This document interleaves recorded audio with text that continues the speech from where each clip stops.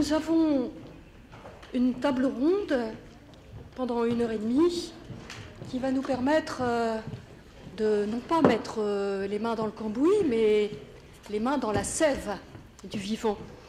Cette table ronde s'intitule « Chimie du végétal et agroécologie, coexistence ou conflit ». Alors, beaucoup de choses dans ces mots. D'une part, une perspective, chimie du végétal. Une autre perspective, l'agroécologie, qui est très en train de décoller, de devenir le maître mot des ministères divers et variés. Et puis, ces deux mots, coexistence ou conflit, qui sont des mots très importants, puisque le vivant est relation et coexistence. Et que, comme l'a dit tout à l'heure Emmanuel Delannoy, nous avons des risques de conflit et que l'importance de nos dialogues, c'est bien justement d'habiter cet endroit de nos valeurs et de voir comment est-ce que nous pouvons harmoniser et s'entendre, s'accorder sur l'avenir. On ne va pas refaire les constats des défis qui nous occupent. Je voudrais simplement faire la remarque pour commencer de notre assemblée, parce que je pense qu'il faut être très concret aujourd'hui. Notre assemblée est très légère, très parsemée. Beaucoup de gens s'étaient inscrits. C'est étrange comme nous sommes dans un moment un peu frénétique où on dit qu'on y est et on n'y est pas. Où on dit qu'on appartient et qu'on n'appartient pas vraiment. Où on dit qu'on s'engage et puis ça part un peu comme ça dans les limbes. Alors, être vivant, c'est habiter un monde et s'engager dans des projets sociaux, industriels, tout ça, c'est la même chose, c'est s'engager pour l'avenir. Et donc, je ne sais pas qu'est-ce qui fait cette situation, mais je crains que la dispersion, la fragmentation des efforts nous soit dommageable à notre perspective qui a du mal à s'unifier, à s'accorder. Et donc, c'est donc toute l'importance de cette rencontre et de l'idée de cette table ronde et de tenter, comme nous l'avons fait hier pendant les ateliers, de voir quelles sont les connexions, quels sont les réseaux nouveaux qui peuvent être féconds. Et cela n'a rien de désuet, puisqu'au niveau européen, dans la nouvelle stratégie Horizon 2020, il y a bien des partenariats européens de l'innovation. Et qu'est-ce qu'ils font, qu'est-ce qu'ils envisagent, ces partenariats? Ils envisagent l'idée que l'innovation émerge des réseaux. On n'a plus cette vision ancienne de l'innovation issue de la recherche strictement, qui va faire des transferts, etc. Non, nous avons aujourd'hui une révolution dans la manière de penser les secteurs publics-privés en pensant qu'ils peuvent travailler ensemble. Je cite le projet européen. Donc ce nouvel instrument communautaire qui s'adresse à l'agriculture, puisqu'il y a bien un partenariat européen de l'innovation pour l'agriculture productive et durable, avec une transition vers une double performance économique et écologique. Le sujet est bien aujourd'hui de savoir si nous avons affaire à un oxymore ou si nous sommes capables de penser ces deux défis en même temps, en sortant des idées de torsion, de coopétition, de ces mots totalement invraisemblables dont parlait Jacques Weber hier, pour aller vers des situations de partenariat entre les acteurs du développement, de l'enseignement agricole, des agriculteurs, les chercheurs, les entreprises, avec une idée donc que l'innovation agricole va être le résultat d'interactions entre acteurs au sens des réseaux formels ou informels. Il s'agit bien là, comme l'a dit Emmanuel Delannoy tout à l'heure en clôture, d'une véritable écologie humaine.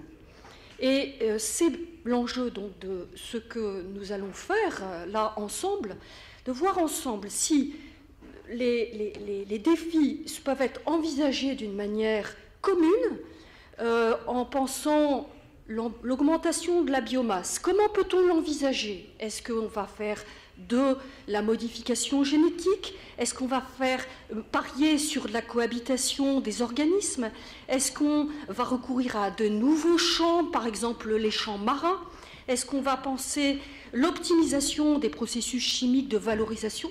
Voilà, il y a plein de possibilités. La question, c'est la cohérence, comme l'a dit très clairement Jacques Weber. Alors, j'ai été très longue, mais nous allons donc dans le cœur du sujet, dans ces différentes initiatives que chacun va pouvoir vous présenter. Je vais demander à chacun d'être très concret, j'ai demandé à chacun d'être bref, de façon à ce que nous puissions d'abord avoir une idée de ce que chacun fait dans son domaine, de voir comment d'autres peuvent avoir des choses à ajouter au panier, et de voir ensuite, dans le dialogue entre nous, comment ça peut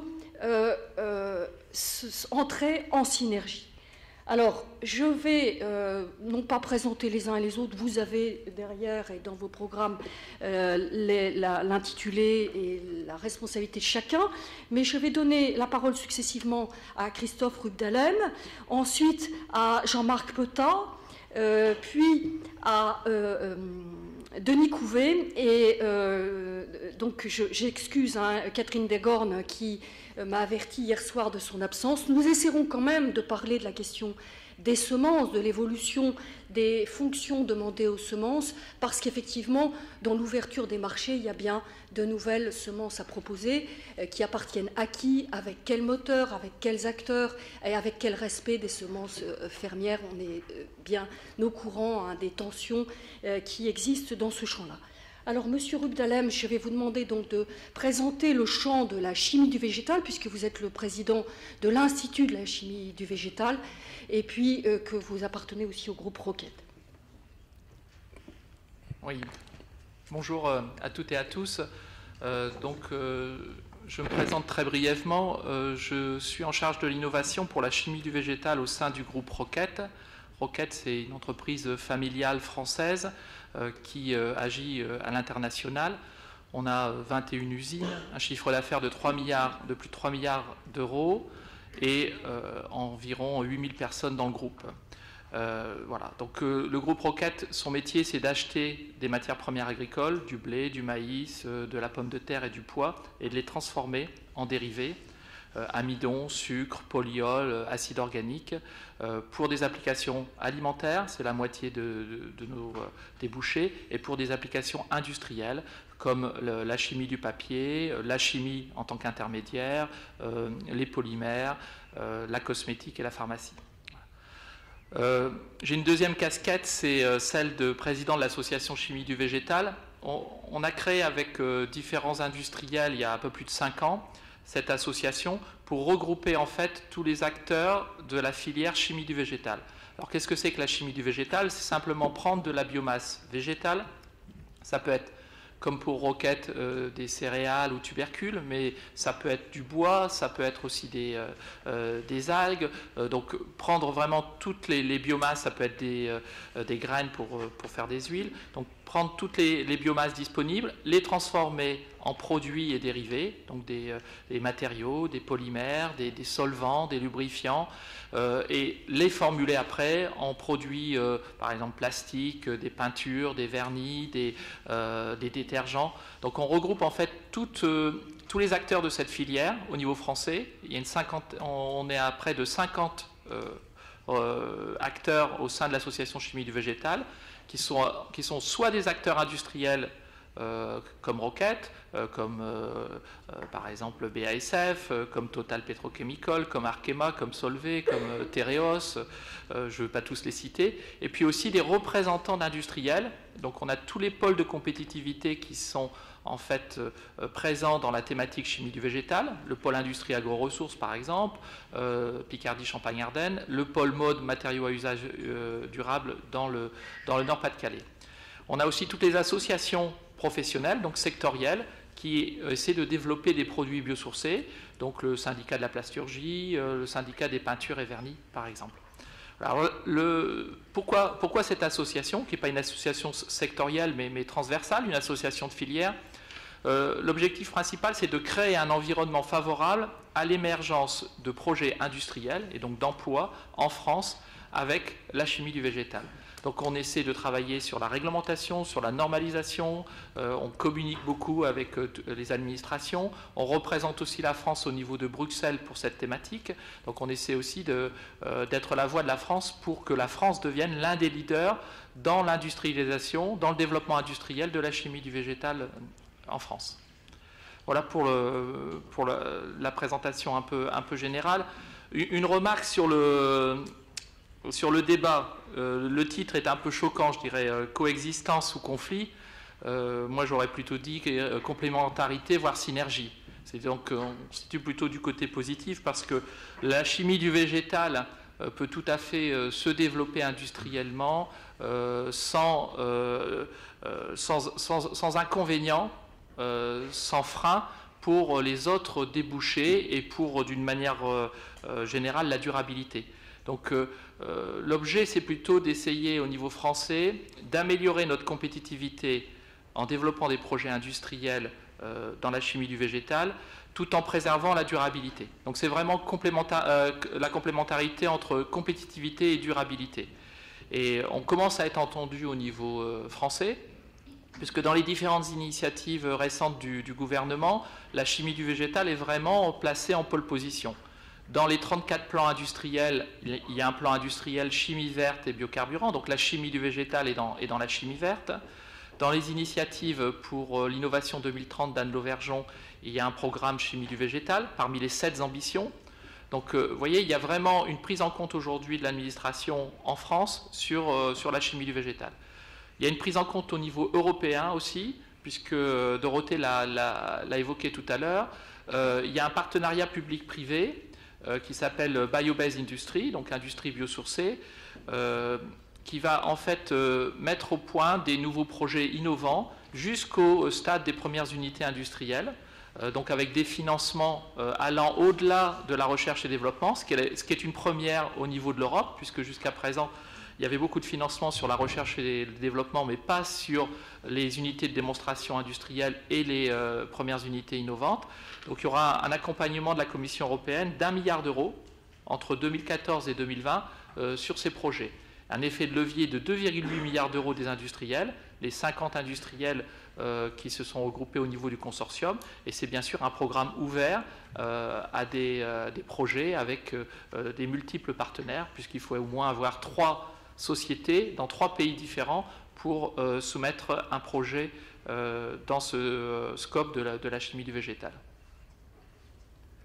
Peut-être avant de poursuivre, excusez-moi, oui, quelques exemples concrets de projets phares. Ça se traduit comment, la chimie du végétal? Alors, la chimie du végétal, c'est pas nouveau, hein. Avant le pétrole, il y avait déjà de la chimie du végétal.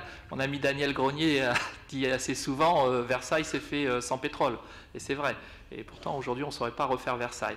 Donc, il y a une chimie du végétal qui est traditionnelle pour les savons, pour les pigments. Donc ça, c'est quelque chose qui existe depuis l'Antiquité, même la préhistoire. Par contre, bon, il y a une nouvelle chimie du végétal qui se développe aujourd'hui parce qu'on a des nouveaux outils à notre disposition. Des outils, par exemple, de biotechnologie industrielle pour faire des procédés qui vont amener à faire des produits de substitution de produits aujourd'hui base fossile. Un exemple, aujourd'hui, on arrive à faire des acides organiques, comme l'acide succinique, par fermentation d'une levure qui peut travailler en milieu acide. Donc on obtient directement l'acide succinique pour faire des polymères biodégradables et biosourcés. Donc il y a une nouvelle chimie aussi, une nouvelle chimie durable, des nouvelles biotechnologies industrielles, ce qui fait qu'aujourd'hui il y a un développement avec ces nouveaux outils de la chimie du végétal, alors vers des nouveaux marchés, le marché des polymères, donc même des polymères techniques. On peut apporter de nouvelles fonctionnalités avec de la chimie du végétal, d'avoir des polymères plus résistants, plus transparents, donc avec vraiment des avantages. On a des nouveaux détergents, des nouveaux tensioactifs, des nouveaux lubrifiants, des nouvelles peintures biosourcées. Un exemple, il y a des développements aujourd'hui sur les peintures alkydes, mais des émulsions d'alkyde, donc on remplace les solvants par l'eau et avec des produits biosourcés. Donc il y a beaucoup de développements aujourd'hui pour agrandir en fait le champ des possibles pour la chimie du végétal. Aujourd'hui, les chimistes et les sociétés qui fabriquent des matériaux, des polymères, ont recours environ à 10% de base biomasse dans leurs achats de matières premières. Ça représente 10%. 90% base fossile, 10% base végétale. Et l'objectif, c'est de doubler à l'horizon 2020, au niveau français et au niveau européen, cet usage. Donc il y a vraiment des opportunités pour développer et créer donc des nouvelles usines et des emplois en France avec la chimie du végétal. Merci, Monsieur Delem. Nous allons passer à la présentation de Jean-Marc Petat, qui va nous présenter, nous expliquer comment sortir de peut-être une situation un peu de niche de cette chimie du végétal, et puis quels peuvent être les indicateurs de soutenabilité, je dirais d'intelligence qui respectent un certain nombre de critères humains, environnementaux. Je vous laisse présenter vos initiatives chez BASF. Donc je rappelle que vous êtes directeur du développement de BASF Agro. Directeur développement durable. Merci, bonjour à toutes et à tous. Donc juste quelques mots très rapides sur le groupe BASF. Donc c'est le premier chimiste mondial, 110 000 personnes, un budget R&D de 1,5 milliard d'euros. Et le groupe BASF se développe sur quatre axes principaux: économie d'énergie et nouvelles énergies, alimentation, bien-être et transport. Alors effectivement, je vais essayer de faire mon intervention en deux temps. D'une part, effectivement, peut-être expliquer comment est-ce qu'on peut demain dynamiser, en reprenant ce que vient de dire Christophe Rudalem, comment est-ce qu'on peut encore plus dynamiser la chimie du végétal et passer de ce que j'appellerais peut-être un peu de façon caricaturale un marché de niche à un marché de masse entre guillemets, puisque la chimie du végétal ne pourra jamais remplacer complètement la chimie conventionnelle. Et puis, tout à l'heure, on parlait d'agroécologie. L'agroécologie, c'est aujourd'hui juste une boîte à outils. L'enjeu, c'est de se dire qu'est-ce qu'on met dans la notion d'agroécologie pour accompagner la durabilité de ce type de filière. Donc très rapidement, quand je parle de marché de niche pour la chimie du végétal, je pense un peu à ces filières qui existent aujourd'hui, qui débouchent sur des produits très, très segmentés.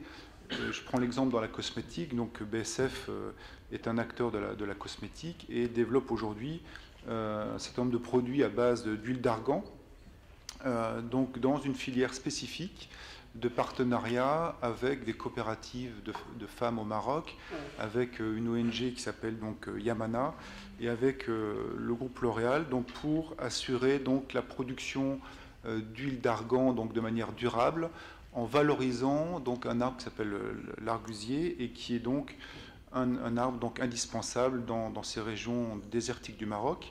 Et l'enjeu, c'est avec la coopérative locale, avec les coopératives locales, de s'assurer de cette durabilité de la production, en valorisant la production sans bien sûr handicaper la présence de ces arbres indispensables pour lutter contre la désertification. Pardon. Je pourrais y revenir tout à l'heure si vous avez des questions, mais voilà typiquement l'exemple de ce que j'appelle moi un marché de niche.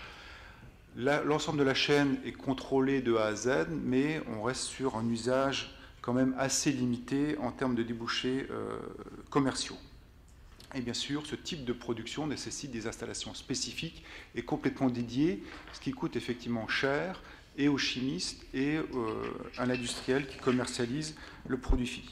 À titre d'exemple, ce que j'appelle marché de niche, c'est un petit peu près le pourcentage que BASF utilise en termes de matériaux renouvelables, puisque à peu près 5% des matériaux que nous utilisons dans notre chimie est issu aujourd'hui du renouvelable.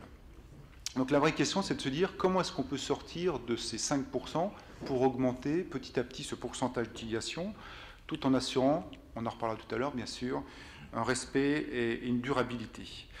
Et donc là, le groupe BSF a réfléchi pour multiplier les marchés de niche, pourquoi pas, mais a réfléchi à un nouveau concept qui permettrait, s'il était accepté par l'ensemble des parties prenantes, qui permettrait de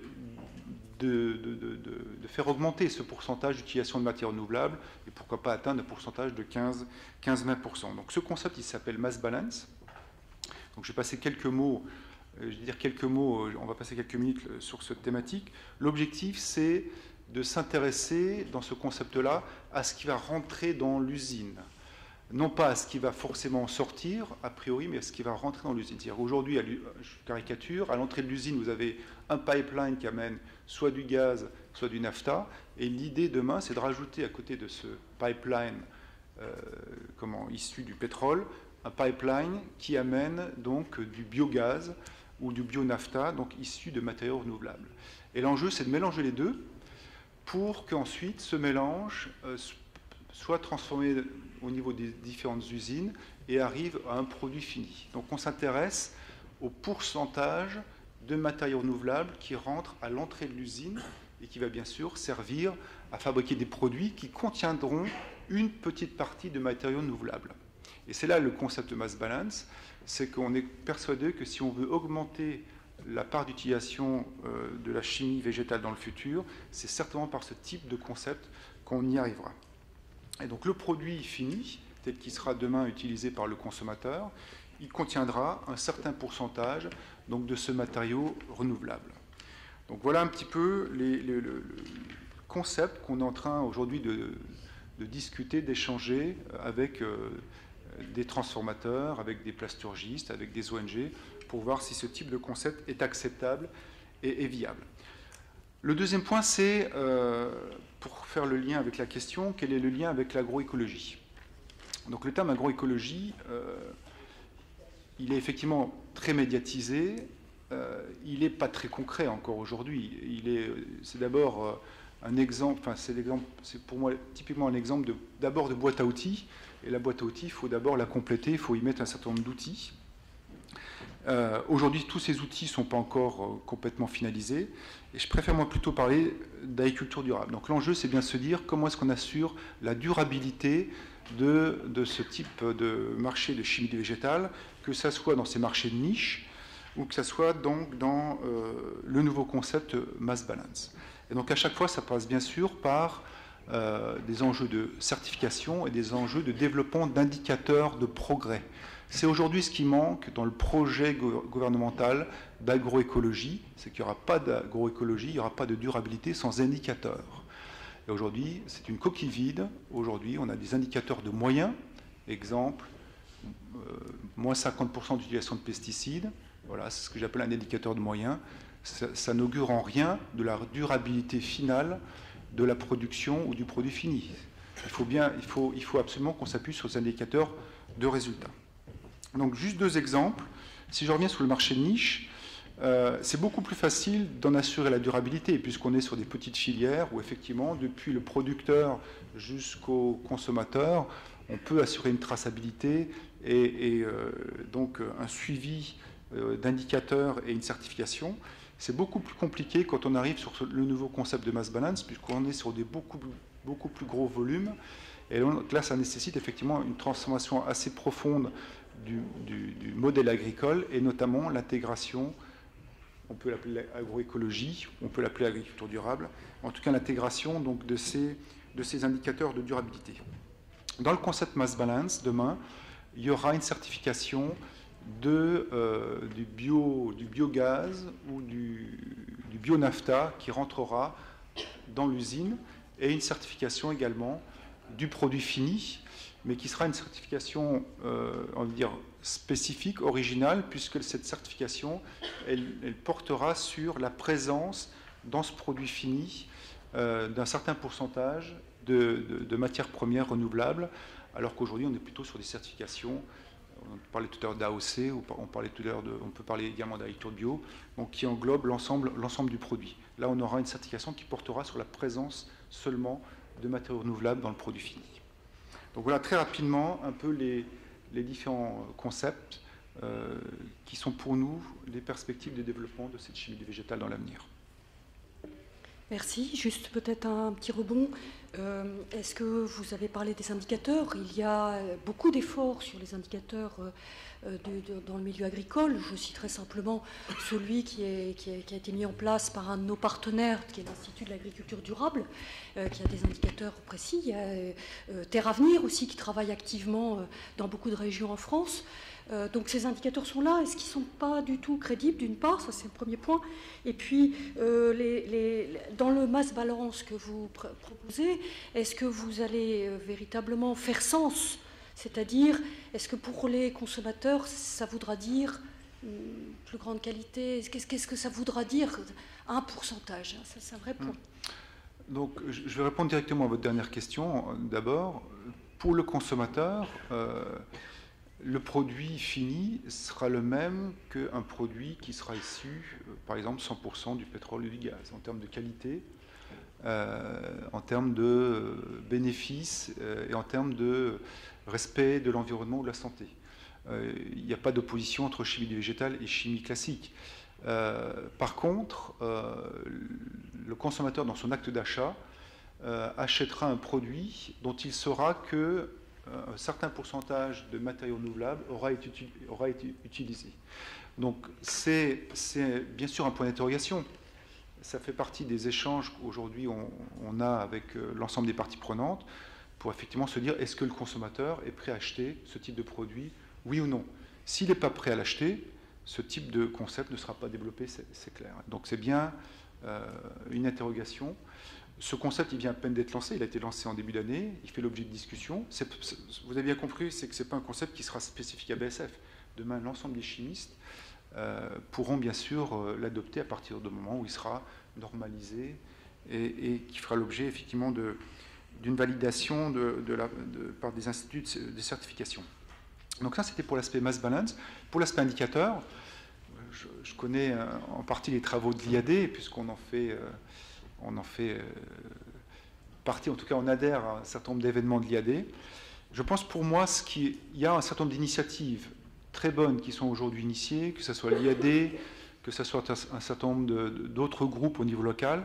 Ce qui manque aujourd'hui, c'est une reconnaissance de ces indicateurs pour appuyer la démarche agroécologie. Et je le rappelle, ce que le monde agricole attend, c'est que la vision politique des indicateurs passe d'indicateurs de moyens qui ne veulent absolument rien dire. Je reviens toujours sur mon exemple. Moins 50% de pesticides, ça ne veut absolument rien dire à partir du moment où l'utilisation des pesticides est liée en premier lieu au climat. Et vous et moi ne contrôlons pas le climat. Donc comment est-ce qu'on peut exiger d'un agriculteur qui respecte scrupuleusement cet objectif? C'est le premier point. Et un deuxième point, c'est que même avec moins 50% de pesticides, si ces pesticides sont mal utilisés, eh bien on va assister à des phénomènes soit de pollution, soit de problèmes éventuellement sur la biodiversité. Et donc c'est bien des indicateurs de progrès qu'il faut développer. Et l'enjeu, par exemple, c'est amélioration de la qualité de l'eau, amélioration de la biodiversité. Ça, ce sont des enjeux qui sont importants parce que ce sont des objectifs de qualité. Et ça aura des conséquences sur l'utilisation des pesticides. Mais le premier point, c'est d'abord des indicateurs de qualité à développer. Et l'IAD, on développe un certain nombre qui sont en train de les tester. Il faut les tester, il faut les vulgariser, il faut les rendre pratiques. Je vais parler aussi d'une autre initiative. On est partie prenante d'une démarche qui s'appelle la Biodiversité, qui teste dans plus de 70 fermes en France des indicateurs de biodiversité, donc avec les partenaires locaux, que ce soit FNE, LPO, chasseurs, apiculteurs. Mais dans ces fermes, on teste à la fois des indicateurs de biodiversité, à la fois des indicateurs économiques. C'est-à-dire que c'est aberrant, on le voit dans les démarches gouvernementales, de tester seulement des indicateurs de biodiversité. C'est demain risquer le fait de voir les agriculteurs ne pas les utiliser parce que ça risque d'impacter leur compétitivité. Et c'est bien les deux, on le parlait tout à l'heure, il n'y a pas de progrès sur la biodiversité sans prise en compte de la compétitivité. Merci. Avant de donner la parole à Denis Couvet, je vais vous laisser réagir, Monsieur Rubdalem. Non, c'est juste un complément, en fait, puisqu'on parlait des indicateurs. Au niveau de l'association chimie du végétal, on a été à l'initiative de la création d'un indicateur sur la teneur en biosourcé. C'est-à-dire qu'aujourd'hui, il n'y a pas d'indication, vous ne pouvez pas savoir combien il y a de ressources végétales, combien il y a de biomasse dans le produit que vous achetez, que ce soit un emballage ou un autre produit fini.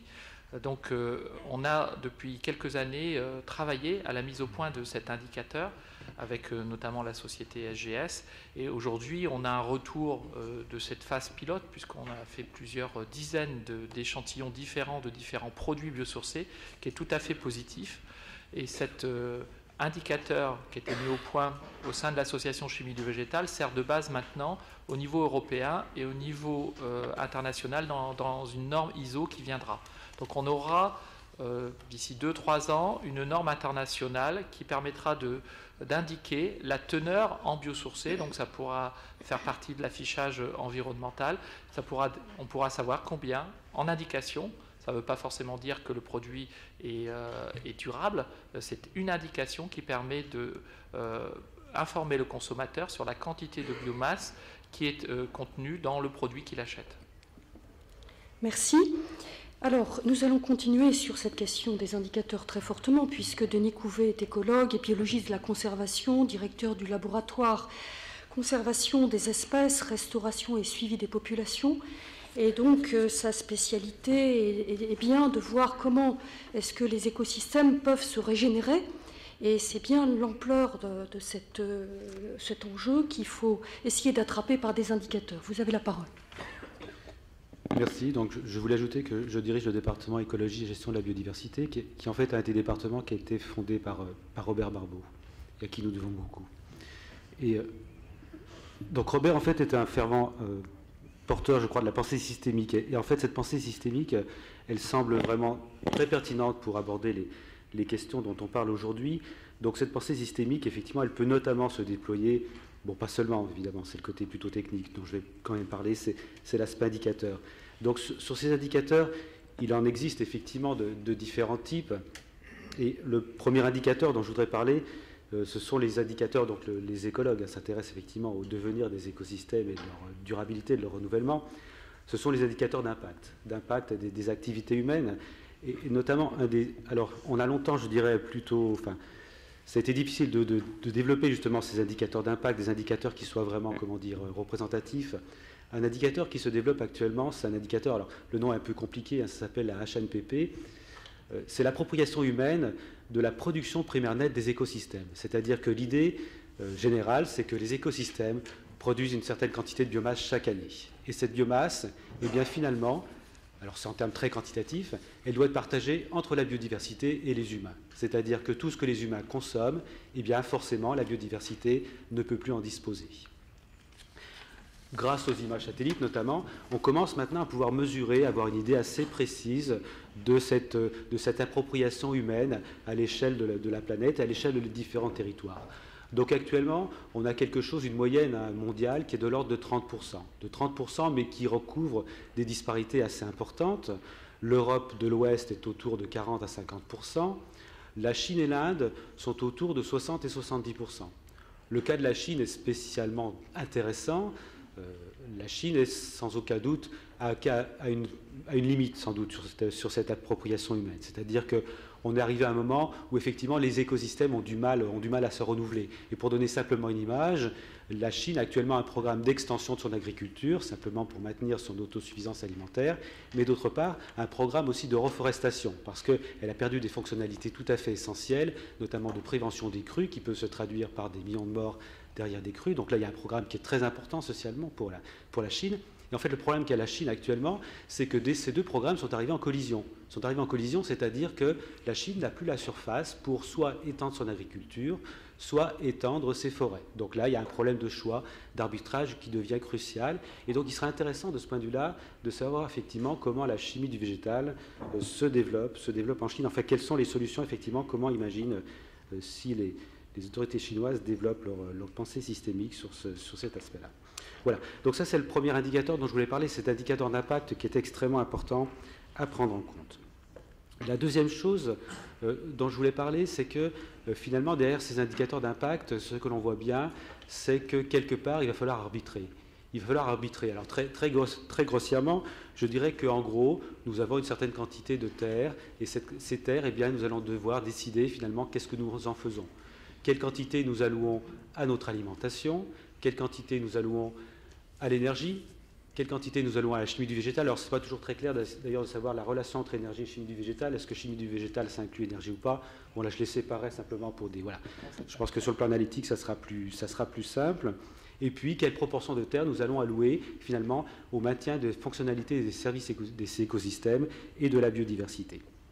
Voilà. Et donc là, très clairement, si vous voulez... Alors, j'allais dire que l'écologue, malheureusement, porteur d'une mauvaise nouvelle, c'est-à-dire que malheureusement, il n'y a pas synergie, c'est-à-dire que de toute façon, il n'y a pas synergie entre ce que vous allouez à l'alimentation et ce que vous allouez au service, à la biodiversité. C'est-à-dire que la plupart du temps, alors on peut développer, et c'est un des enjeux de l'agroécologie, effectivement, d'essayer de concilier, on parle de multifonctionnalité de l'agriculture, c'est sans aucun doute le cas. Enfin, il y a des possibilités importantes. Néanmoins, je vous rappellerai quand même cet indicateur d'impact sur l'appropriation humaine de la production primaire nette. C'est-à-dire que de toute façon, quand vous appropriez plus de production primaire nette, à moins d'arriver à développer des méthodes qui permettent de développer cette production primaire nette, et c'est possible, par exemple dans les régions arides avec l'irrigation, notamment dans la vallée du Nil ou de l'Indus, mais il y a quand même des possibilités relativement limitées. Autrement, il y a une nécessité d'arbitrage. Donc n'oublions pas quand même cette tension entre arbitrage et synergie, sachant que très souvent, ça va être une question d'arbitrage. Voilà. Le troisième point dont je voulais parler, c'est finalement... donc j'ai parlé de ces quatre filières, finalement, on pourrait dire, enfin ces quatre destinations, finalement, des écosystèmes. Une des questions qui se pose, c'est comment, finalement, cette compétition, je dirais, dans le monde social, va se dénouer. Et finalement, il y a tout un aspect économique, c'est-à-dire quelle est la valeur ajoutée, quels sont les emplois qui sont finalement alloués à ces différentes destinations, et ça va sans aucun doute jouer un rôle très important. Je citerai simplement l'exemple des États-Unis actuellement. Les États-Unis sont aussi très intéressants de ce point de vue-là parce que la régulation se fait, je dirais, essentiellement par le marché sur l'utilisation des terres agricoles. Et ce que l'on voit actuellement dans le Middle West, c'est qu'avec le développement des biocarburants, il y a de nouvelles possibilités d'activités agricoles qui sont extrêmement intéressantes. Et actuellement, tous les programmes de conservation des écosystèmes et de biodiversité sont mis à mal dans le Middle West américain. Et vous avez par exemple des épisodes spectaculaires actuellement d'eutrophisation dans les grands lacs américains qui sont dus à des extensions très importantes des terres agricoles aux dépens des écosystèmes. Donc là, on voit bien la nécessité en fait d'avoir une régulation collective sur les différents usages des terres. Et de ce point de vue-là, je voudrais ajouter une parenthèse sur les indicateurs d'efficience. Donc les indicateurs d'efficience, ils sont extrêmement importants, sans aucun doute. Il est clair que dans la progression de nos relations avec les écosystèmes, dans l'amélioration de nos activités agronomiques et industrielles autour des écosystèmes, il faut développer des indicateurs d'efficience. Néanmoins, Jevons, qui est un des fondateurs de l'économie néoclassique du XIXe siècle, avait parlé de l'effet rebond. L'effet rebond, de quoi s'agit-il? Il s'agit du fait que, tout simplement, lorsque vous augmentez votre efficience dans l'utilisation des ressources naturelles, finalement, vous devenez plus intéressant sur le plan économique. Plus intéressant sur le plan économique, ça veut dire que ça stimule l'activité économique autour de cette utilisation des ressources naturelles. Et donc l'effet rebond, c'est que chaque fois que vous augmentez l'efficience, vous avez plutôt tendance, si jamais vous ne contrôlez pas la demande, finalement, à augmenter votre impact sur les écosystèmes. Donc là, vous voyez, j'essaye de faire passer à nouveau le message de l'importance du contrôle, finalement, du contrôle collectif en ce qui concerne ces différentes activités, que ce soit la chimie du végétal, l'alimentation, l'énergie et finalement le maintien des services des écosystèmes et de la biodiversité. Voilà. Donc, oui, d'ailleurs, sur l'énergie, je voulais simplement aussi faire une... Enfin, je ne sais pas, c'est vrai que c'est plus chimie du végétal, mais quand même, l'énergie, vous voyez... Alors, j'ai parlé tout à l'heure de la HNPP. Un des résultats qui est pour le moment plutôt réconfortant, c'est que l'on constate en fait que l'impact des Européens sur les écosystèmes est resté stable sur le XXe siècle. Et pourquoi il est resté stable sur le XXe siècle? C'est parce qu'en fait, au XIXe siècle, une partie très importante des terres agricoles était allouée à la fourniture d'énergie. Vous avez 25% à peu près des terres agricoles qui étaient allouées à l'alimentation des animaux de trait. Et donc le bâchage au XXe siècle, grâce aux énergies fossiles, a permis de relâcher la pression sur les écosystèmes. Et donc a permis simplement ce maintien. Et donc évidemment, si jamais on doit produire de l'énergie, vous voyez tout de suite que la pression sur les écosystèmes va recommencer à augmenter. Donc évidemment, c'est une difficulté supplémentaire. Alors je terminerai donc finalement sur quelle proposition on peut faire en tant qu'écologue par rapport à tout ça? Bon, très clairement, vous voyez bien que le souci des écologues, c'est finalement de renforcer, j'allais dire, la viabilité sociale et économique d'une filière qui serait maintien des écosystèmes et de la biodiversité. Donc, de ce point de vue-là, il y a quand même des choses intéressantes qui se développent autour des services écosystémiques.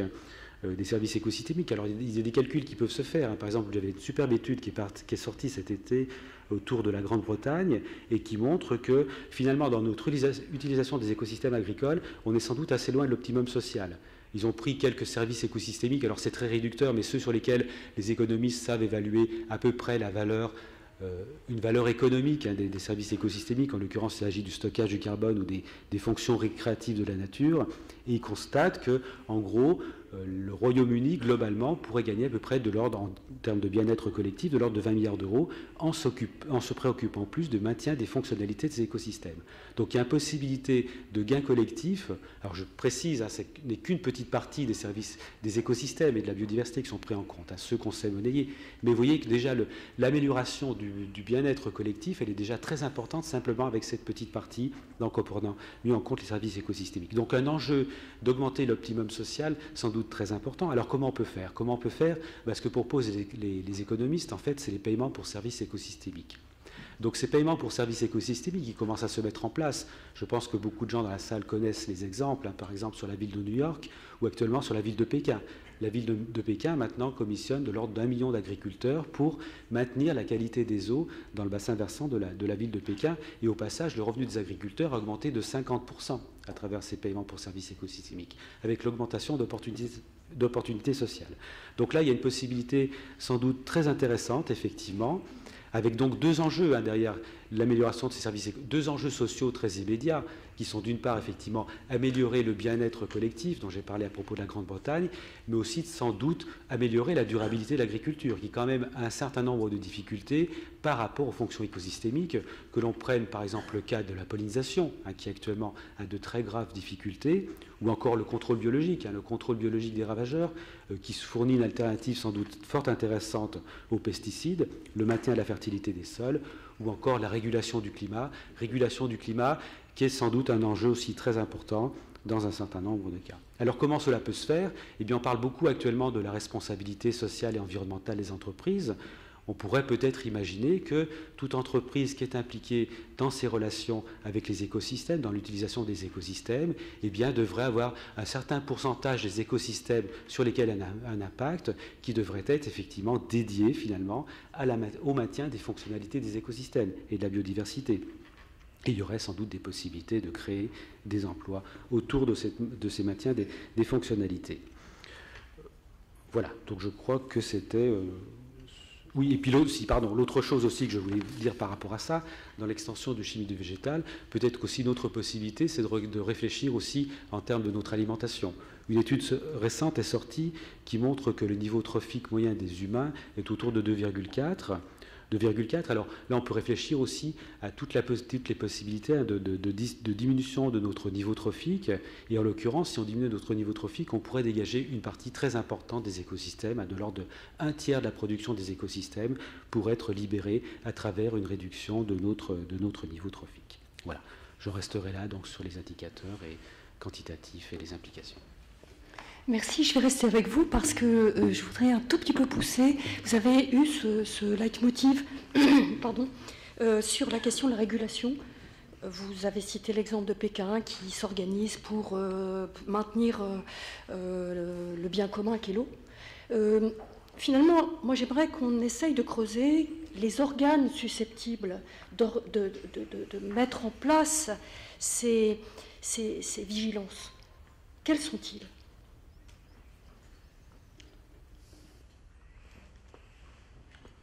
C'est une question, je dois dire que c'est une excellente question, bien sûr, qui forcément va demander une réponse collective. Moi, j'aurais tendance à penser que, quelque part, c'est sans doute, bon, c'est à la mode, mais c'est un partenariat public-privé, c'est-à-dire que, quelque part, la puissance publique est nécessaire pour faire émerger le bien collectif, la demande collective, la contrainte collective, et après, sans doute que je vais dire, les acteurs privés sont sans doute les mieux à même de répondre à cette demande collective. Vous voyez, mais Voilà, il ne faut pas mélanger, c'est-à-dire effectivement faire émerger la demande et puis répondre à la demande. Et je pense qu'effectivement que le public et le privé ont chacun leur légitimité. Enfin, c'est la réponse que je donnerais, mais je ne prétends pas que ce soit la seule réponse. Je voulais simplement, est-ce qu'il y a des émergences? Est-ce qu'il y a des choses qui s'inaugurent, qui s'expérimentent?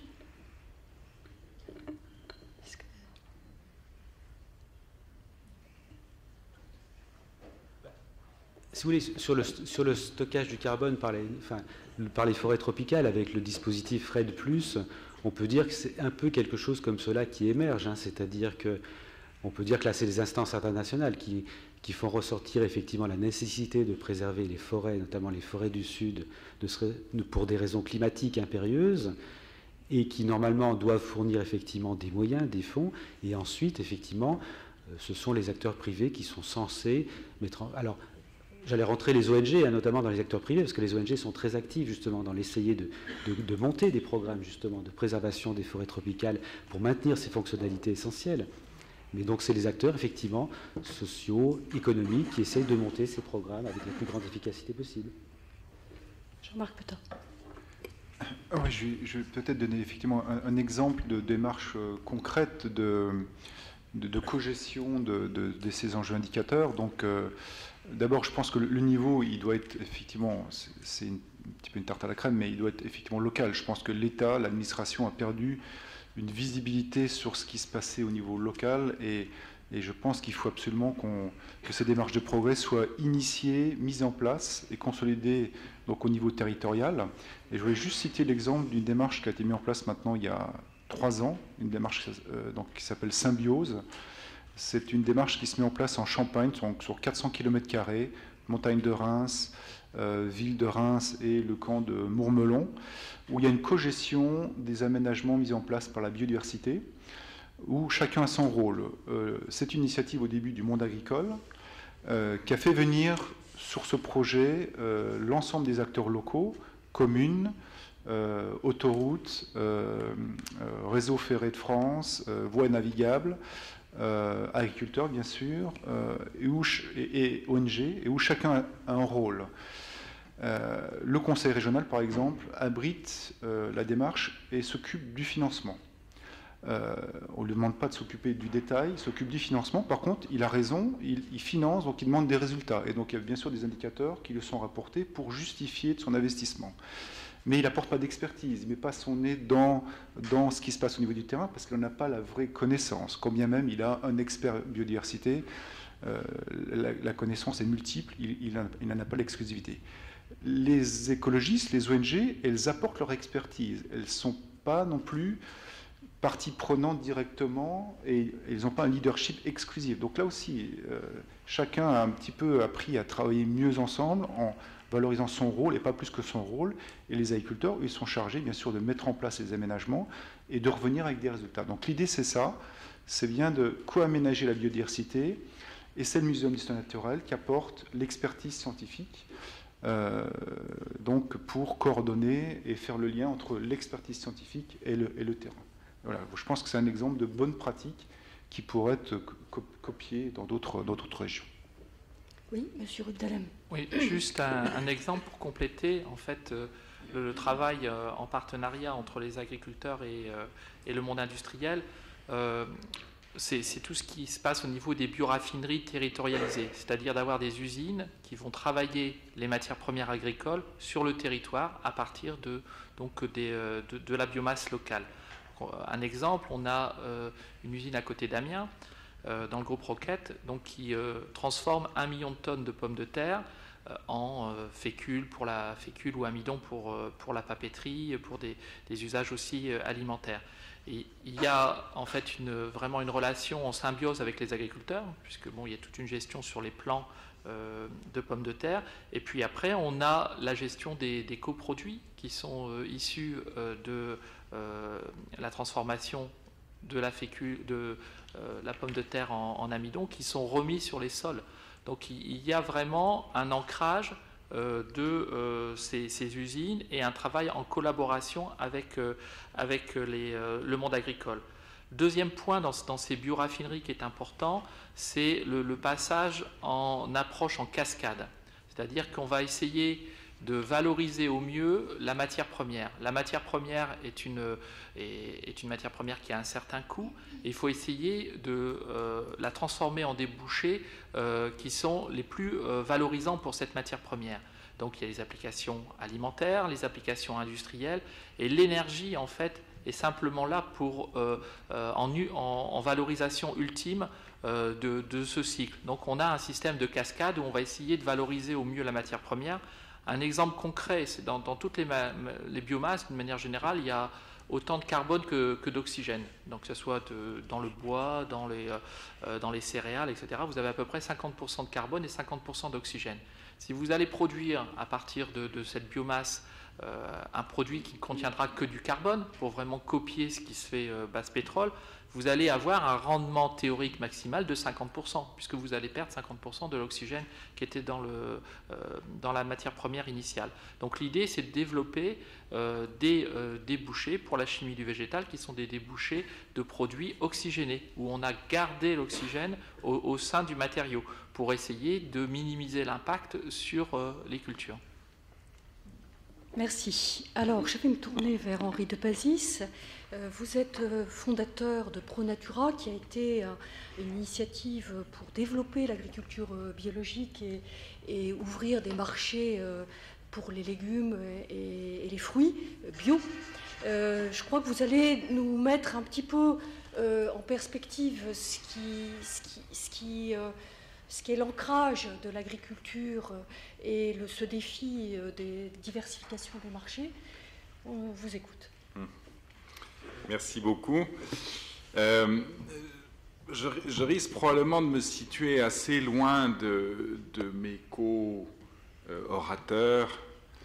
Peut-être est-ce l'effet d'une expérience personnelle qui fait que finalement je suis beaucoup les pieds sur terre. Et que ça me donne une vision du monde et de l'homme qui est probablement un petit peu différente dans les choses qui ont été dites ce matin, qui sont évidemment de grandes démonstrations de l'intelligence de l'espèce humaine. Il y a des questions pour moi qui se posent qui sont assez fortes. C'est que finalement on y voit se manifester un anthropocentrisme féroce, c'est-à-dire une volonté qui ne change pas, qui ne tranche pas avec les périodes qui nous ont précédés, une volonté d'asservir, une volonté de dominer les mécanismes du vivant. Et au fond, effectivement, ça fait partie des choses que l'homme a essayé de faire à certains moments de son histoire. Et au fond, cet anthropocentrisme, il est assez naturel puisque nous sommes des êtres humains, mais je ne sais pas très bien sur quel homme il est centré. Et j'aimerais poser la question de savoir justement qu'est-ce que nous imaginons que veut dire être un homme, ou comment se constitue un homme, ou comment se constitue l'expérience humaine. De mon sentiment, elle se constitue dans un échange très intense, très profond, qui s'initie, qui s'entretient, qui se renouvelle avec le monde. Alors, on peut l'appeler le monde, on peut l'appeler la nature, on peut l'appeler le cosmos, on peut l'appeler la physis, au sens que lui donnaient les anciens grecs. Ce sont des parties de l'acception de ce terme. Et à ce titre, évidemment, au cours de notre histoire, nous avons eu des attitudes assez diverses, depuis un moment assez fondateur de ce que nous sommes aujourd'hui, qui est ce qu'on appelle la révolution néolithique, qui dure quand même un certain temps, ce n'est pas une révolution tellement brève. Et cette révolution néolithique, elle marque au fond l'apparition d'un nouvel homme. C'est déjà un homme qui parle depuis très longtemps, donc nous sommes déjà hommes depuis très longtemps, mais c'est un moment où nous décidons de nous fixer. Et donc nous tranchons à partir de ce moment-là avec ce que nous avions été, puisque nous étions des errants sur la surface de la Terre, et peut-être errants entre la Terre et le ciel. Ce moment du néolithique, c'est l'apparition concomitante de l'agriculture et de la ville. Il ne faut jamais oublier que ce sont deux inventions, au sens où les archéologues parlent d'invention, ce sont deux inventions humaines concomitantes. Elles sont d'ailleurs une seule et même, en fait. On a conçu la ville comme étant d'abord entouré de jardins, et donc on a conçu le jardin pour alimenter la ville. Et nous vivons la première période d'ailleurs dans notre histoire dans laquelle la ville ne se trouve plus entourée de jardins, et donc beaucoup de problèmes commencent à apparaître qui sont de savoir comment est-ce qu'on alimente la ville. Dans les 2 derniers siècles ou les 150 dernières années, que certains qualifient d'anthropocène, ce qui est caractérisé par un comportement de l'humain, par une humanité qui se dote, c'est ce que révèle ce terme, qui se dote d'une puissance géologique. On pourrait même dire, si on emprunte un vocabulaire théologique, c'est une puissance théurgique, c'est-à-dire c'est un désir, c'est une volonté profonde de l'homme de s'établir en maître, en dominateur. Nous commençons aujourd'hui, ça fait partie, cette assemblée aujourd'hui, qui s'appelle les Assises du Vivant, fait partie des endroits qui rythment une année dans lequel on se pose la question de savoir comment est-ce qu'on pourrait sortir, d'ailleurs, de cette période, qui est une période dont on commence à considérer que elle a exercé une pression très destructrice sur les ressources vitales, sur l'équilibre même de la biosphère. Et au fond, peut-être qu'on commence à percevoir, mais de manière plus diffuse, parce qu'on met un peu de temps à comprendre, on met plus de temps probablement à comprendre les maladies de l'esprit que les maladies du corps, mais on commence peut-être à s'apercevoir que nous n'appréhendons pas bien ce que cette période provoque comme altération de la psyché elle-même, c'est-à-dire de notre monde imaginaire. Et dans notre monde imaginaire, il y a très profondément cette relation que nous entretenons avec le monde, qui est un autre pour nous, mais qui est un autre nous-mêmes. Comme ça a été dit ce matin, quand on parle de diversité, on ne parle pas de l'homme et de la diversité. Quand on parle de diversité, on parle aussi toujours de l'homme. Nous faisons partie de cet ensemble-là, et nous n'y sommes pas extérieurs.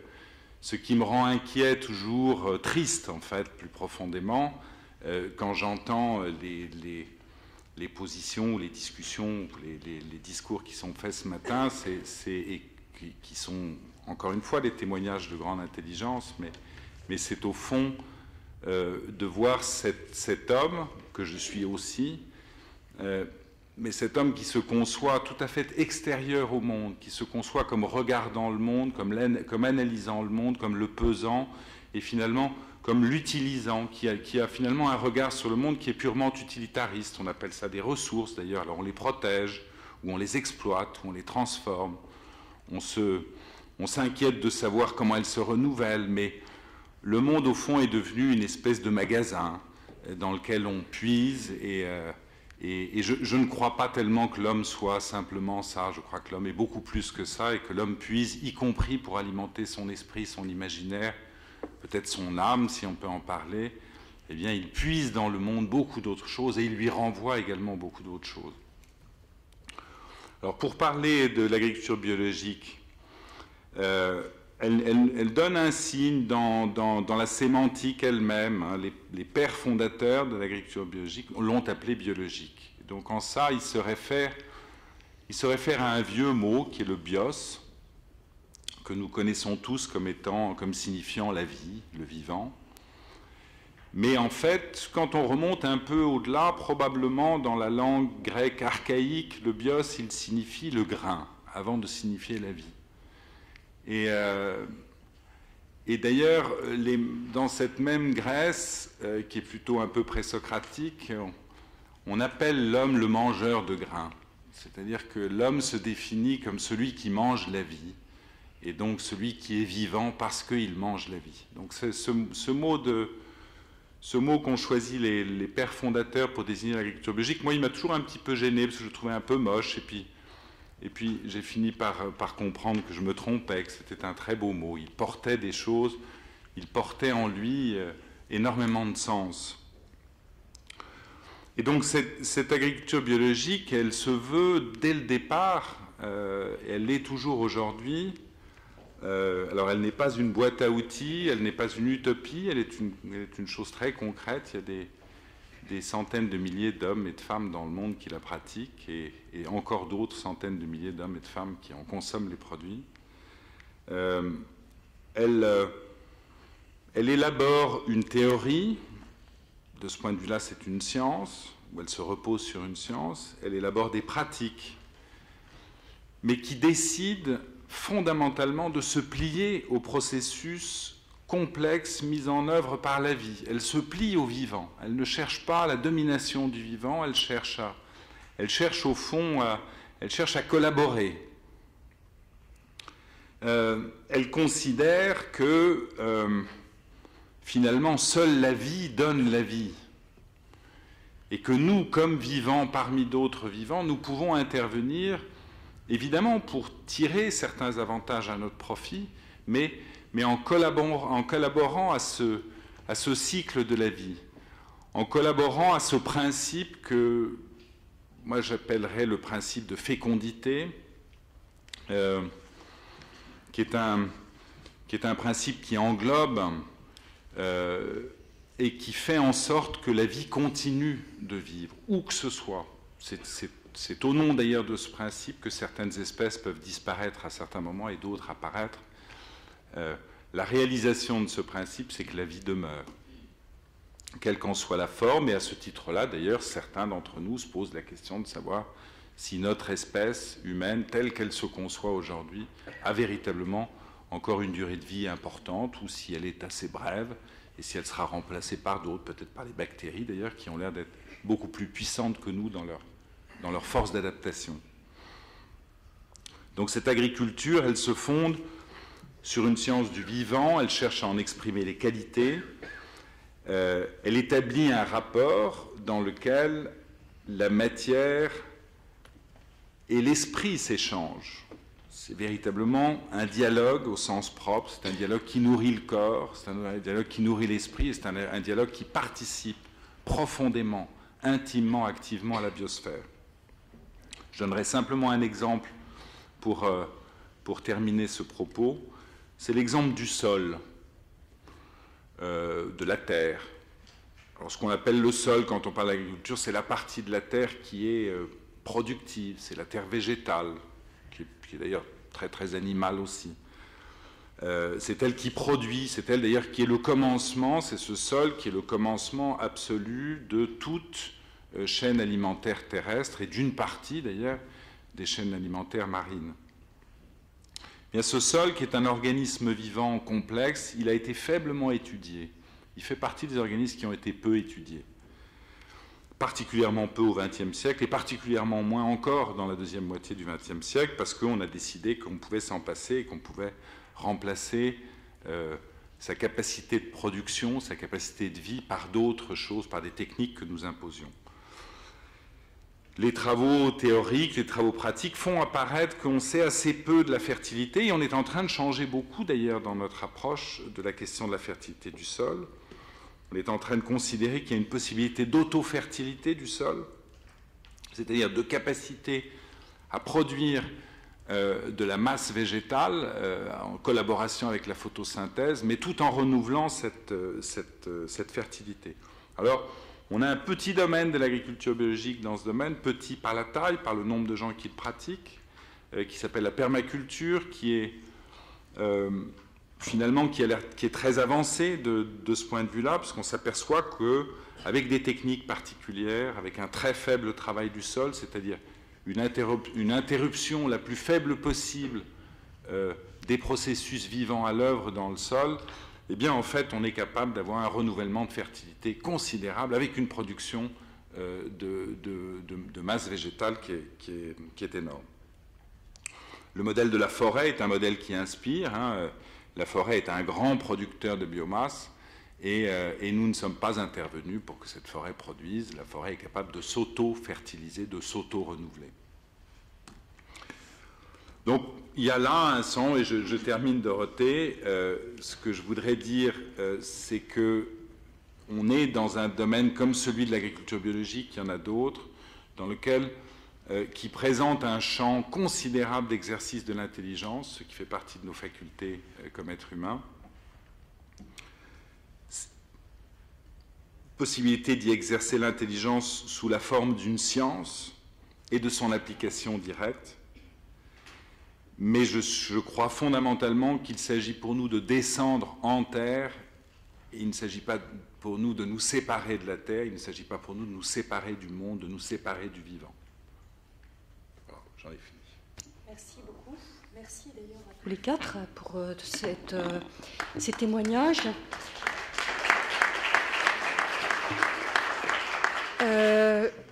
Et je vais maintenant proposer à ceux qui veulent d'apporter leur contribution et peut-être d'interroger ceux qui concordent ou ceux qui discordent, parce que voilà, on ne sait pas bien véritablement ce qui fait anomalie ou surplomb sur le monde, le hors-sol. Peut-être qu'il n'est pas si réel. Et moi d'ailleurs je vais prendre un peu vos réactions à tous les trois après votre intervention, c'est bon pour moi. Avant de prendre vos points, mais j'aimerais que vous réagissiez parce que c'est pas si sûr que ce soit discordant. Préparez vos points, j'écoute un peu si vous voulez réagir chacun ou pas. Un complément d'information puisqu'on a parlé de sol, on parle de surface et mon sujet de prédilection, la chimie du végétal, pour simplement un chiffre sur l'occupation en fait des surfaces arables pour les débouchés de la chimie du végétal. On a le même chiffre à peu près en France et en Europe, c'est moins de 0,5% des surfaces arables. Aujourd'hui, moins de 0,5% est utilisé pour faire des produits ou des matériaux par des procédés de chimie du végétal. Donc je mets ça en parallèle avec l'objectif qui est le doublement de l'usage, donc de passer d'à peu près 10% à 20%, donc ça fait qu'on arriverait à 1% des surfaces. Donc l'impact est vraiment extrêmement marginal en fait sur les surfaces. C'est pour ça que je pense plutôt qu'il y a une complémentarité, il y a une harmonie. On peut développer de la chimie du végétal tout en développant les autres usages. Je parle ici sur les terres arables bien sûr. Alors il y a beaucoup de développement aussi d'utilisation de lignocellulosique, de forêts ou de déchets agricoles, de copeaux, pour les transformer en sucre fermenté cible qui donneront après des autres produits par la biotechnologie industrielle. Voilà, donc pour moi il y a vraiment une complémentarité. Un autre exemple, quand vous développez, par exemple des amidons pour des plastiques végétaux, pour faire des sacs à usage unique, par exemple, vous allez aussi, dans le grain, vous avez à peu près 2 tiers d'amidon et 1 tiers de protéines. Donc vous allez développer aussi des protéines végétales qui vont pouvoir être utilisées pour la nutrition animale. Donc il y a une complémentarité des usages au sein des bioraffineries. Là, bien sûr, c'est un exemple sur des surfaces arables. Il y aura aussi à l'avenir, puisque je parlais de lignocellulosique, il y a beaucoup de projets actuellement en cours aux États-Unis, mais il y a à peu près 70 projets dans le monde d'utiliser ce qui reste sur le sol, donc d'en prendre une partie.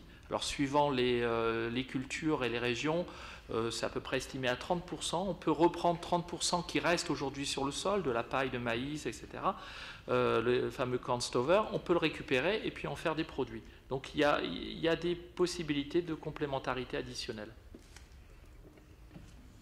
Oui. Je voudrais juste réagir un petit peu à l'intervention de Henri de Pazis, de mon voisin, par rapport donc à la lecture biologique. Je pense qu'effectivement, on pourrait continuer à vouloir un peu opposer, comme le font certains, je pense notamment aux médias, la lecture biologique et la lecture conventionnelle. Et je pense qu'effectivement, il faut qu'on sorte un petit peu de cette opposition, parce que je pense qu'il y a des bonnes idées dans la lecture conventionnelle qui peuvent venir vers le bio et inversement. Et pour moi, cette boîte à outils, elle existe vraiment. C'est en tout cas comme ça que le ressentent, je pense, les agriculteurs, y compris les agriculteurs bio. Et cette boîte à outils, elle doit être la plus large possible pour que les agriculteurs puissent, en fonction des conditions pédoclimatiques locales, choisir telle ou telle technique. Ça peut être une technique venant du bio, ça peut être une technique venant de la chimie. L'agriculture biologique utilise des pesticides qui sont fabriqués par des entreprises comme BASF. Voilà, donc ça fait partie de cette rangée de possibilités. Donc, moi, je pense qu'il faut au contraire essayer de trouver des petits territoires d'entente. Ils ne sont peut-être pas très nombreux, Mais je pense qu'il y en a certains qui existent, et je pense que cet enjeu, il est important pour réussir le défi du produire plus et mieux, parce que c'est ce défi-là qui nous attend, quoi. Merci. Oui, donc je voulais réagir sur deux choses. Donc effectivement, je suis reconnaissant à mon interlocuteur Christophe Roubdalen d'indiquer justement effectivement l'enjeu quantitatif, parce que je pense que c'est tout à fait indispensable. Je pense que pour les forêts aussi, il faudrait le préciser, parce que oui, là aussi, hein, la production primaire nette des forêts qui serait utilisée, je pense que là aussi, c'est un chiffre dont on aurait besoin. Et puis je voulais aussi réagir de manière plus générale. En fait, je dirais que pour l'utilisation des écosystèmes, finalement, il faut que tout ce que l'on propose soit viable ou soit acceptable sur le plan culturel, sur le plan des valeurs et sur le plan social. C'est-à-dire que la difficulté, finalement, c'est d'arriver à être légitime sur les deux plans à la fois. Et si vous voulez, je pense pas. Et ça, c'est vrai pour l'agriculture biologique, pour la chimie du végétal, comme pour le maintien de la biodiversité. Et par exemple, pour le maintien de la biodiversité, c'est vrai que, dire, sur le plan éthique et sur le plan des valeurs, je crois que le fait de maintenir la biodiversité, parce que c'est surtout de ça dont je parle, je pense que là, il n'y a même plus besoin d'argumenter. Je veux dire, c'est évident que là, il y a une nécessité éthique. Donc la difficulté, finalement, pour les gens qui travaillent sur le maintien de la biodiversité, c'est bien de trouver des solutions qui soient acceptables sur le plan social. Mais si on parle autant des solutions acceptables sur le plan social, ça n'est absolument pas parce qu'on néglige, évidemment, l'importance éthique. Mais justement, c'est parce qu'on est passé déjà au deuxième stade. Nous allons ouvrir donc le cercle là, pour intégrer un peu vos remarques, vos contributions, votre avis, surtout dans l'esprit de est-ce qu'il vous apparaît des points de convergence, des points de complémentarité qui peuvent être mis dans ce qui a pu être déjà exposé, qui permettraient d'asseoir ces liaisons plutôt que ces déliaisons entre les mondes. Est-ce que certains veulent intervenir ? Monsieur, vous appuyez sur le bouton, ou éventuellement ce serait bien de vous présenter. Dominique Chabot, je suis d'AgroParisTech, qui est la principale école d'ingénieurs du vivant et de l'environnement. J'ai travaillé, je suis agronome et forestier de formation. Moi, ce qui me semble singulier dans les débats d'hier et d'aujourd'hui, c'est l'absence, alors que je m'attendais à la trouver, de la référence temporelle, et pas à court terme, à l'horizon 2030, comme le plan Innovation 2030, mais à l'horizon de 100 ans, 150 ans. Alors vous pouvez me dire, oui, mais c'est complètement utopique, mais nous, agronomes et forestiers, quand on parle de nourrir 10 milliards d'hommes, c'est à cette échelle-là. Et là, je trouve qu'on doit s'interroger effectivement, alors que les discours de ce matin sont assez lénifiants, sur la capacité de concilier tout à la fois la production alimentaire à travers l'agronomie durable et puis la chimie du végétal, dans une perspective non seulement d'augmentation de la population, mais de tarissement des ressources pétrolières. Et là, en entendant M. Peutat, qui parle royalement de 10% ou de 20% d'incorporation de produits biosourcés dans les produits qu'il utilise dans sa chimie classique, dans 150 ans, il faudra bien qu'on n'ait pas 10% ou 20%, il faudra remplacer totalement le pétrole. Et là, on se trouve face à des défis colossaux. Et là, je ne vous ai pas entendu en parler.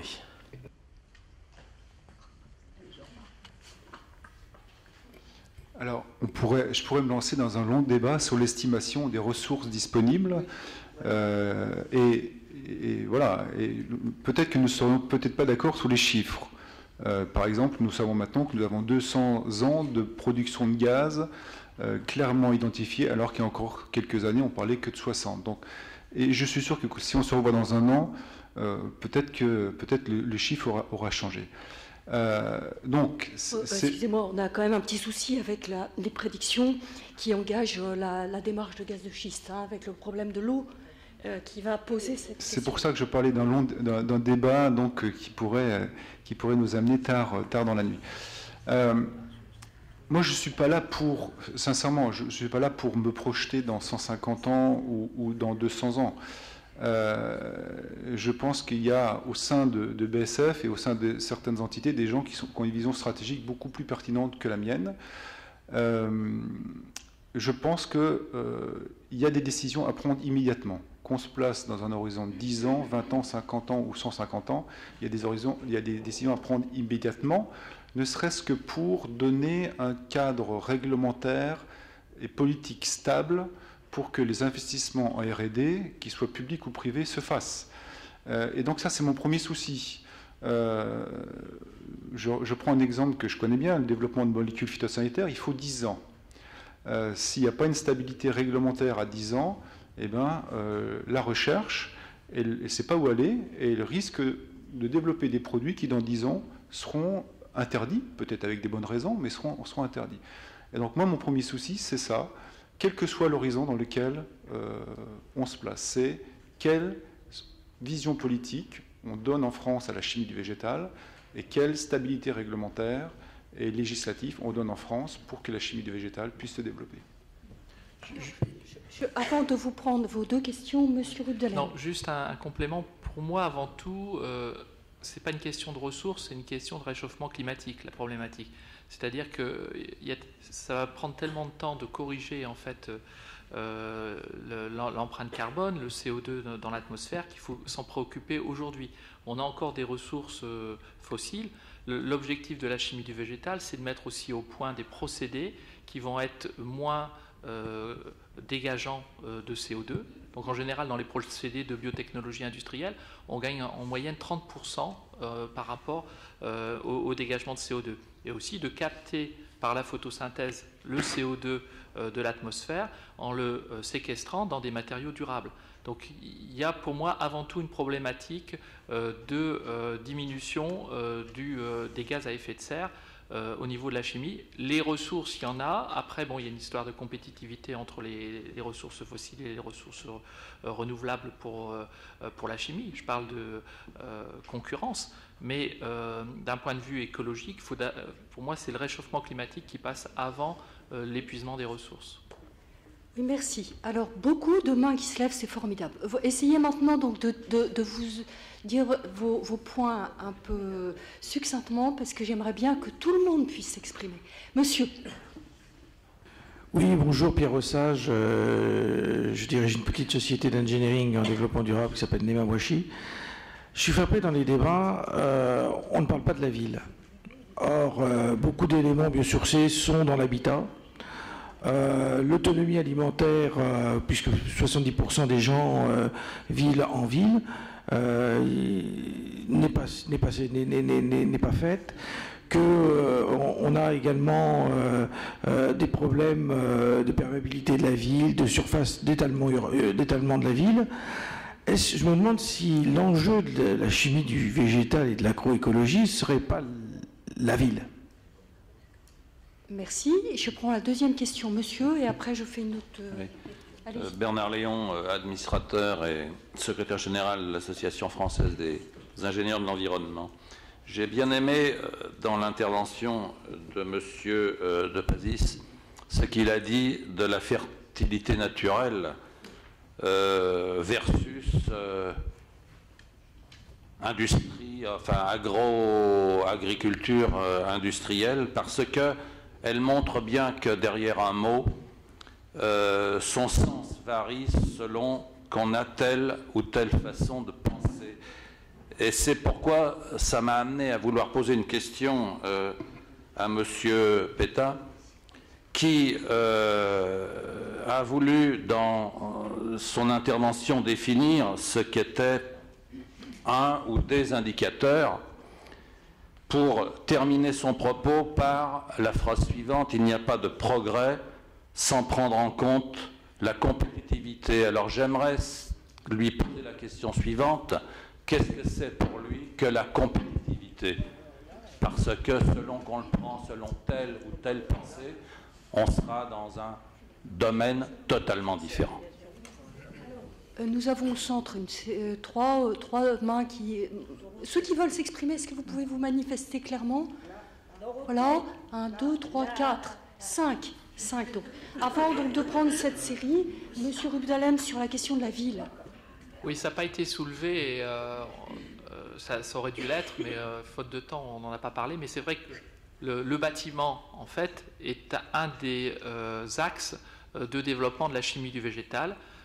Quelques exemples pour faire très court: des nouveaux matériaux à base de fibres végétales, du chanvre, du lin, des nouveaux produits, par exemple pour les bétons, pour des nouveaux tensioactifs pour les bétons allégés, des nouveaux produits pour retarder les prises de béton, etc., biosourcés. Ça existe déjà et il y a des développements. Donc il y a beaucoup de développement aujourd'hui pour avoir des produits biosourcés pour le bâtiment. D'ailleurs, il y a des propositions de réglementation qui sont en cours dessus. Donc le secteur du bâtiment est un secteur qui est pris en compte à la fois dans la rénovation et dans les nouveaux bâtiments pour la chimie du végétal. Donc ça, c'est pris en compte. Oui, Monsieur Petot, sur la question de l'agriculture industrielle. Oui, mon propos visait à dire que si on veut qu'au niveau de l'agriculture, on fasse des progrès donc, sur les enjeux environnement, il ne fallait pas considérer que ça pouvait se faire sans évaluer en même temps l'impact sur la compétitivité. Donc là, je vais prendre deux exemples, si vous le voulez bien. Je prends l'exemple de l'eau, par exemple. Le Grenelle de l'environnement a identifié 1750 bassins versants en demandant à ce que les efforts particuliers soient faits pour diminuer les pollutions dans l'eau, que ce soit présence de pesticides ou que ce soit présence de nitrates. C'est une bonne chose. On se focalise sur des points sur lesquels l'amélioration de la qualité de l'eau doit se faire, et on arrête d'avoir une espèce de vision blanc et noir au niveau français qui ne veut absolument rien dire. L'enjeu par contre sur les agriculteurs, parce qu'on parle de bassins versants qui peuvent faire de 25 hectares à plusieurs milliers d'hectares, l'enjeu pour les agriculteurs, c'est de se dire comment est-ce qu'ils peuvent mettre en place des mesures qui améliorent effectivement la qualité de l'eau, tout en s'assurant que la compétitivité de leur exploitation agricole soit pérenne. Et donc l'enjeu, c'est bien de mesurer les deux types d'indicateurs en même temps. Un aménagement favorable à la qualité de l'eau peut être défavorable aux revenus de l'agriculteur. Et donc l'enjeu, c'est de se dire comment est-ce qu'on peut trouver le meilleur compromis qui fasse qu'on ait à la fois une amélioration de la qualité de l'eau, qui peut être peut-être plus lente qu'une solution radicale, mais qui en même temps fasse que l'agriculteur continue son activité locale. Et ça, c'est un enjeu stratégique. C'est comme ça qu'on arrivera à faire bouger les pratiques, parce qu'aujourd'hui, pourquoi est-ce que l'amélioration ne se passe pas assez rapidement? C'est qu'il y a une crainte pour l'agriculteur d'avoir une absence de visibilité sur son revenu. Donc, cette compétitivité de l'agriculteur, elle peut être soit assurée parce que dans la boîte à outils, ma fameuse boîte à outils, on trouve la bonne technique, c'est peut-être l'agronomie qui va permettre d'assurer cette compatibilité entre les deux enjeux, qualité de l'eau et revenu, ou c'est peut-être le revenu, enfin c'est peut-être des subventions publiques, parce qu'on peut effectivement peut-être dire à l'agriculteur la qualité de l'eau s'améliore grâce à ton travail, et donc la société te rémunère pour ça. Pourquoi pas? Mais en tout cas, il faut absolument avoir les deux indicateurs suivis en même temps pour rassurer l'agriculteur sur le fait qu'il a mis en place effectivement des démarches qui assurent la compatibilité entre les deux enjeux. Merci. Alors, deux questions. Bonjour. Derrière, Madame, oui, puis derrière vous ensuite. Bonjour, Julie Lannes, éthologue, communication éthique, et je fais partie en même temps de Action contre la faim et la malnutrition avec Luc Guyot. J'assiste au débat depuis hier et j'avoue que je trouve ça un petit peu contradictoire. Je reprends les propos hier tant de M. Weber que de M. Passet, qui soulignait justement les pléonasmes entre tri sélectif et d'autres mots comme cela, entre les oxymores et d'autres oppositions. Et aujourd'hui, on entend M. Pétat parler de chimie végétale durable. Moi, j'avoue, ça me laisse pantoise. Je pense qu'on est là, je suis pour le fait de mettre tous des gens d'univers différents ensemble pour discuter, mais à condition que ce soit objectif et un débat éclairé et informé. Je regrette qu'il n'y ait pas des gens comme Coco Pelli, par exemple, qui soient là. Un débat sur les semences me paraîtrait intéressant s'ils étaient là. Je regrette que nous n'ayons absolument pas parlé du pacte transpacifique et transatlantique, auquel des gens comme Monsanto, ça a attrait aux semences et en plein justement sur le vivant. Donc j'ai un peu de mal à comprendre qu'on n'aborde pas des sujets comme ça qui me paraissent être des sujets de fond. Hier, nous évoquions le fait qu'il fallait changer nos modes de consommation, nos façons de consommer, et arrêter de penser à comment encore mieux utiliser nos ressources, quand bien même ce serait, je cite à nouveau M. Pétard, qui nous parle d'augmenter le pourcentage utilisé de matières de chimie végétale durable. Je ne sais pas, entre les objectifs fixés hier et ceux où nous en sommes aujourd'hui, je ne sais pas, je vois beaucoup de contradictions dans tout ça.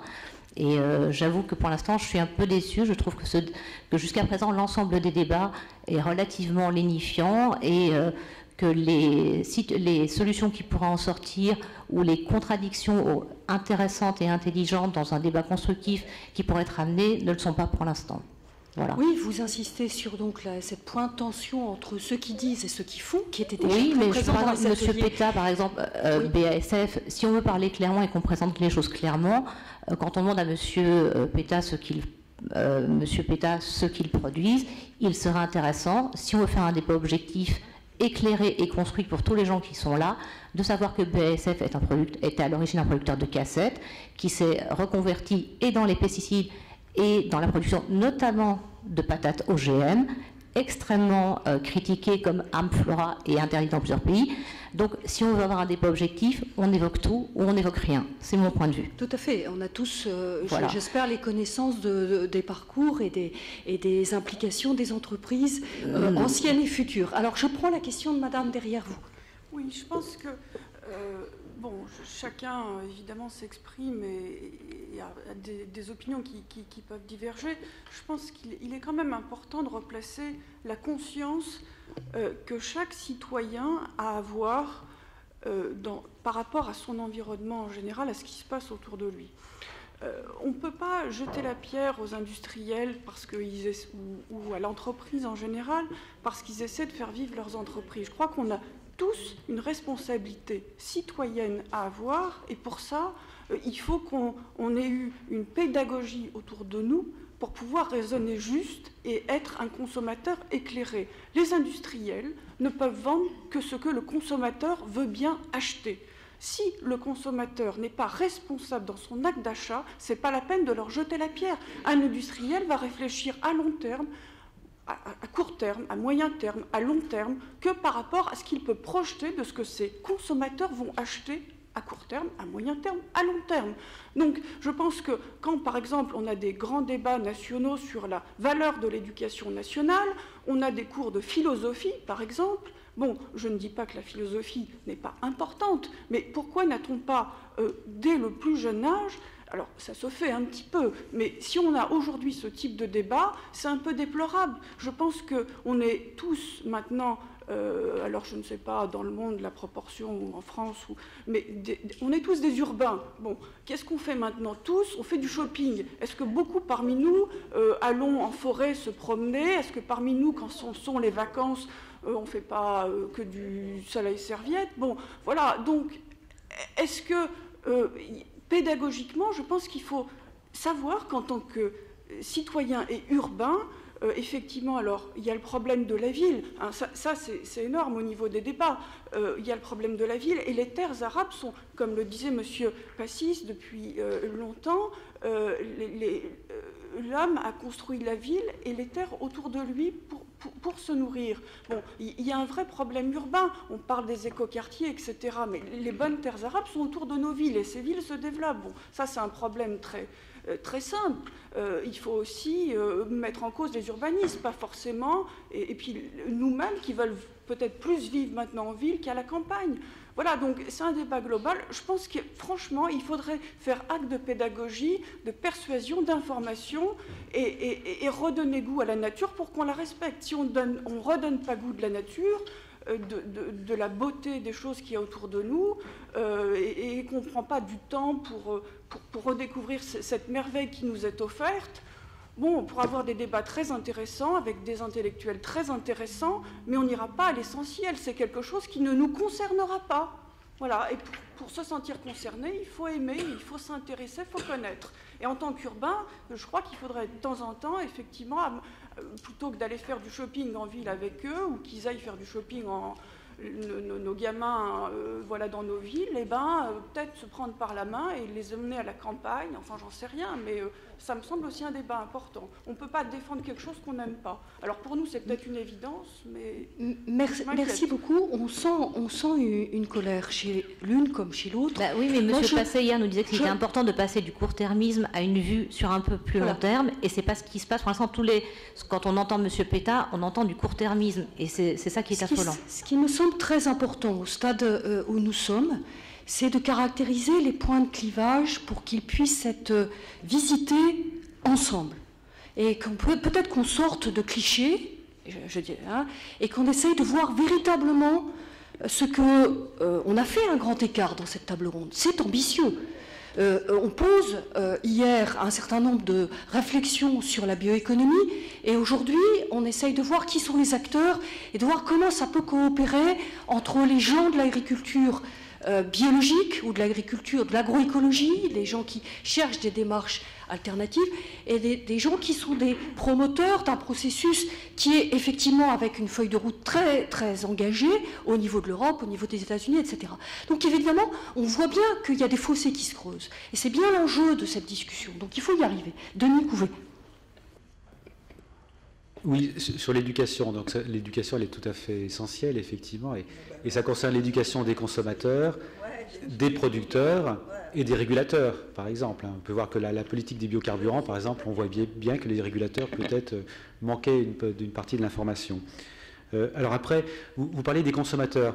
Donc simplement pour dire que les études de psychologie environnementale quand même sont peut-être légèrement décevantes dans ce domaine-là. C'est-à-dire qu'en fait ce qu'on constate, c'est que c'est tout le principe de la rationalité limitée. C'est-à-dire que le consommateur a un temps et une énergie limitée à accorder à sa consommation, et d'un certain point de vue, c'est pas plus mal. Mais du coup, il ne sera pas forcément très discriminant. Donc c'est là que les normes collectives sont aussi très importantes. Hein, c'est-à-dire qu'il ne faut pas non plus oublier l'importance de ces normes collectives qui permettent justement d'orienter la production par rapport à la consommation. Oui, je voudrais répondre à mademoiselle. Je suis prêt à venir dans un débat que vous ouvrirez sur les OGM, les pommes de terre OGM, de BSF par exemple. J'ai aucun problème par rapport à ça. Je pense que ce n'était pas le propos aujourd'hui. Pourquoi je n'ai pas parlé de pommes de terre OGM? Tout simplement parce qu'elles sont arrêtées en Europe. J'aurais pu les intégrer dans la chimie du végétal, parce que vous avez raison, Amflora a été développé exprès pour répondre aux besoins de la chimie du végétal, sauf que si vous lisez la presse, ça a été arrêté, la décision a été prise d'arrêter ce projet en Europe. Donc j'aurais été hors sujet. Ça c'est le premier point. Ensuite, vous me reprochez d'être trop dans le court terme. Moi je suis dans le concret. Peut-être que vous appelez ça du court terme, mais je suis dans le concret et je ne suis pas là pour vous parler d'un grand soir écologique à échéance X années auquel je ne crois pas. Moi, je suis dans une entreprise, il y a 100 000 personnes qui travaillent dans cette entreprise et l'objectif pour une entreprise comme BSF, c'est d'assurer sa pérennité pour que demain, ces 100 000 personnes, voire plus, soient embauchées. Et je pense que ça fait partie quand même d'une de nos priorités de nos concitoyens. Ensuite, nous ne sommes pas une entreprise productrice de cassettes qui s'est mise à faire des OGM, nous sommes une entreprise chimique qui a fait des cassettes et qui les a arrêtées. Juste quelques chiffres, 15% des chiffres d'affaires de BSF se fait dans la construction, isolation notamment, 20% dans l'automobile et 11% dans l'agriculture. Donc nous sommes un groupe chimique, nous faisons des produits chimiques qui ont une fonctionnalité et un intérêt pour le consommateur. Et si le consommateur n'en veut pas, nous ne faisons pas, nous ne fabriquons pas. Si demain on nous demande de faire que du bio, on fera du bio. On n'a aucun problème avec ça. Je pense que c'est important, à un moment donné, il y a pas de sectarisme. Pour que le consommateur puisse être d'accord ou pas, il faut qu'il soit informé, monsieur. Et quand on parle du fait que les consommateurs décident, il faut pour ça, c'est pas juste le consommateur qui doit s'y intéresser. Il faut aussi une volonté de pédagogie et une volonté de communiquer. C'est pas vous qui êtes visé particulièrement. C'est pour ça que je suis là globalement, les débats sont effectivement, je suis désolée, ils ne sont pas à la portée du consommateur et les 3/4 des consommateurs ne savent pas et n'ont absolument pas le choix. Alors, ils ne sont pas avertis, ils ne sont pas éclairés. Merci. Nous continuons notre... Donc il y a beaucoup de demandes de parole. Je voudrais vraiment qu'on essaye de rester dans l'esprit de qu'est-ce qui peut relier les acteurs, hein, parce que là on est dans des mises en cause. Pourquoi pas, hein, mais c'est pas ce débat-là que j'ai initié tout à l'heure, hein, si je peux me permettre.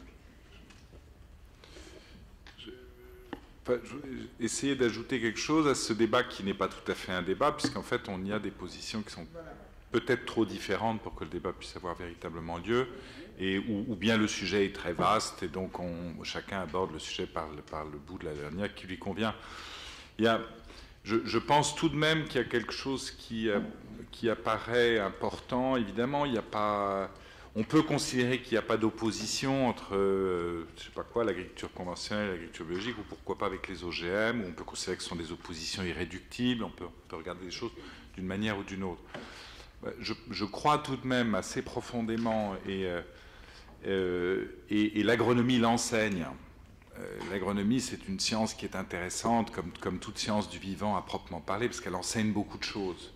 C'est qu'en fait, la période que nous venons de vivre, dont on a tous un peu envie de sortir, parce qu'on ne sait pas très bien comment on y vit nous-mêmes, et on sait encore moins comment y vivront ceux qui viennent après nous, c'est une période qui est dominée par une utilisation, par une spécialisation de l'intelligence humaine vers des processus qui sont des processus industriels.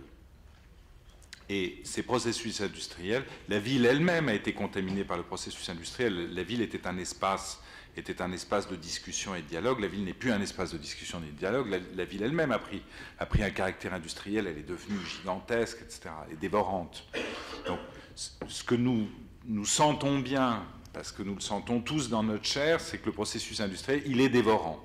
Alors, il est dévorant de matière, et peut-être qu'il est dévorant d'âme aussi, ce qui nous concerne un peu tout de même. Mais il est fondé sur quoi? Comment est-ce qu'il a pu émerger? Et comment est-ce que, malheureusement, mon voisin, mes voisins ou une partie continuent de penser de cette manière-là et continuent de vouloir faire la même chose, alors qu'ils pourraient faire autrement? Ils ont l'intelligence suffisante pour le faire. C'est que si le processus industriel est dévorant, c'est parce qu'il est simplificateur, sinon il n'est pas industriel. Donc toute approche simplificatrice de l'ensemble du vivant, de l'ensemble du cosmos, est une approche totalitaire, y compris dans un sens politique, qui est assez fort.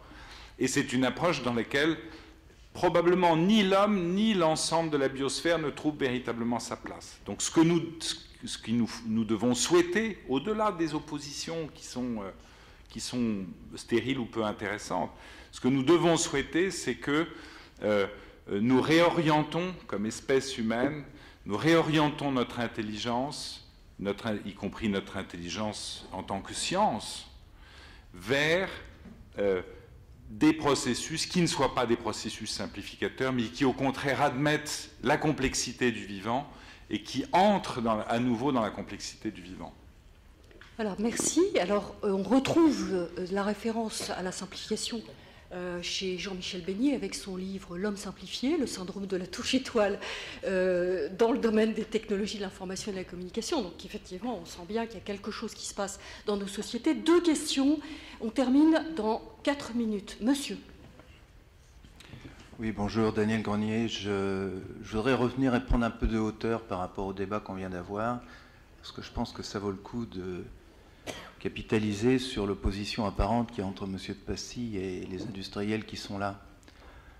Vous avez parlé de l'intelligence de l'homme, de la révolution du néolithique, où c'est l'intelligence de l'homme qui a réussi à éviter la multiplication des conflits de l'époque en inventant l'agriculture et l'urbanisation, ce qui a permis d'assagir les conflits qu'il y avait à l'époque. Aujourd'hui, si on prend du recul par rapport à tout ça, il y a une chose qu'on a oubliée, c'est que le monde occidental auquel on appartient, avec l'émergence de l'ère pétrole, a réussi à dominer le monde et à vassaliser le reste du monde hors Occident. Quand on voit la montée de la puissance de la Chine et de l'Inde au niveau du PNB mondial, ça n'est jamais que pour ces pays reprendre la position qu'ils avaient pas plus tard qu'en 1820, où la première économie du monde, à eux deux, ils faisaient plus de 50% du PNB de l'époque. Donc on retourne vers une certaine normalité. Ce qui est angoissant, c'est qu'à l'époque du néolithique, il y avait peut-être, je ne sais pas moi, 100 ou 200 ou 300 millions d'habitants sur cette terre. On va allègrement vers les 10 milliards, et c'est ça qui détermine le nouveau choc qui est devant nous. Ce n'est pas une question de résolution à 30 ans, c'est une question qui va se passer sur 100, 200, 300, 400 ans, mais le choc, il va être au moins dans l'histoire de l'humanité aussi important que celui qui est eu au néolithique.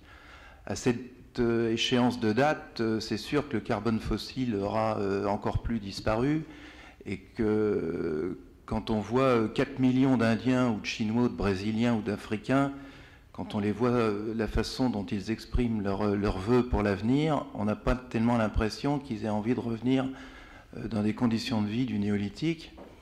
Et je pense qu'ils ont au contraire une intention de vivre comme nous occidentaux, nantis que nous sommes, d'avoir le même niveau de consommation. Ce qui ajoute un deuxième problème, celui de l'impact de la pollution sur cette terre. Et donc on voit très bien qu'on va dans le mur, là, au niveau de l'ensemble de la planète. Et la conclusion que je voulais en tirer, et puis pour essayer de faire une certaine réconciliation, c'est que je pense qu'il n'y a pas d'opposition du tout entre le propos de M. Passy et les chimistes qui sont là. L'avantage que le pétrole nous a donné, c'est de faire un bond fantastique dans la connaissance scientifique de l'humanité et de nous donner accès à aux nanotechnologies et à la biologie de synthèse, chose qu'on ne savait pas encore faire il y a peut-être même 20 ans. Et que quand on observe la planète telle qu'elle est, avec ce que la nature nous a offert de perfection en matière de matériaux depuis 3 milliards d'années, l'homme est maintenant en mesure de réinventer ou de copier ce que la nature a fait de plus performant, en nous arrachant justement de cette espèce d'horreur polluante de l'extraction du carbone fossilisé pour le transformer en CO2. Donc au contraire, moi je pense qu'il y a urgence à ce que les industriels et les écologistes donnent la main dans la main pour réinventer le monde de demain.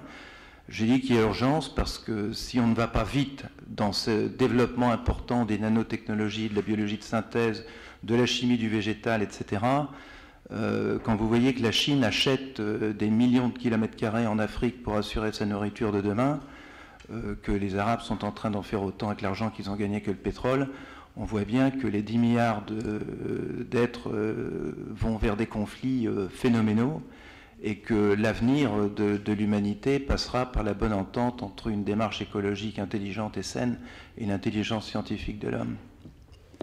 Merci, monsieur, pour ce témoignage. Daniel Nocher.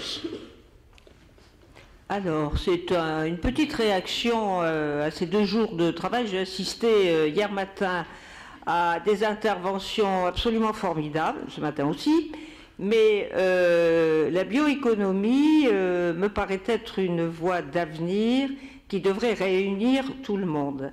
Et la question que je me pose et que je vous pose, parce qu'on a toujours l'impression qu'on démarre de zéro, mais c'est pas vrai, c'est dans la pensée des laboratoires, c'est quelque chose qu'il a depuis longtemps. Et moi je me souviens qu'il y a une quinzaine d'années du rapport de Maresco, qui était sur justement la biochimie. Alors, je crois qu'il ne faut pas, comment dirais-je, dire que quelque chose est meilleur que l'autre. Il faut maintenant que vous fassiez passer le message qui est dans vos laboratoires, dans vos pensées, il faut le faire passer dans la société réelle, la société politique, française, européenne et mondiale. Autrement, vous ne vous en sortirez pas. Et l'autre question, c'est que j'entendais le monsieur qui parlait de compétitivité. Eh bien, il faut éviter que pour les entreprises, la compétitivité, ça soit la seule façon de survivre. Il faut que nous ayons le sens des réalités économiques et que le progrès reste humaniste. Mais j'ai l'impression que décloisonner les esprits, c'est ce qu'il y a de plus difficile. Alors, comment on peut décloisonner les esprits ? Eh bien, c'est sur cette question que je vais vous demander les uns et les autres, tous les 4, de terminer cette table ronde. Denis Couvet, vous voulez nous dire le moyen que vous proposez?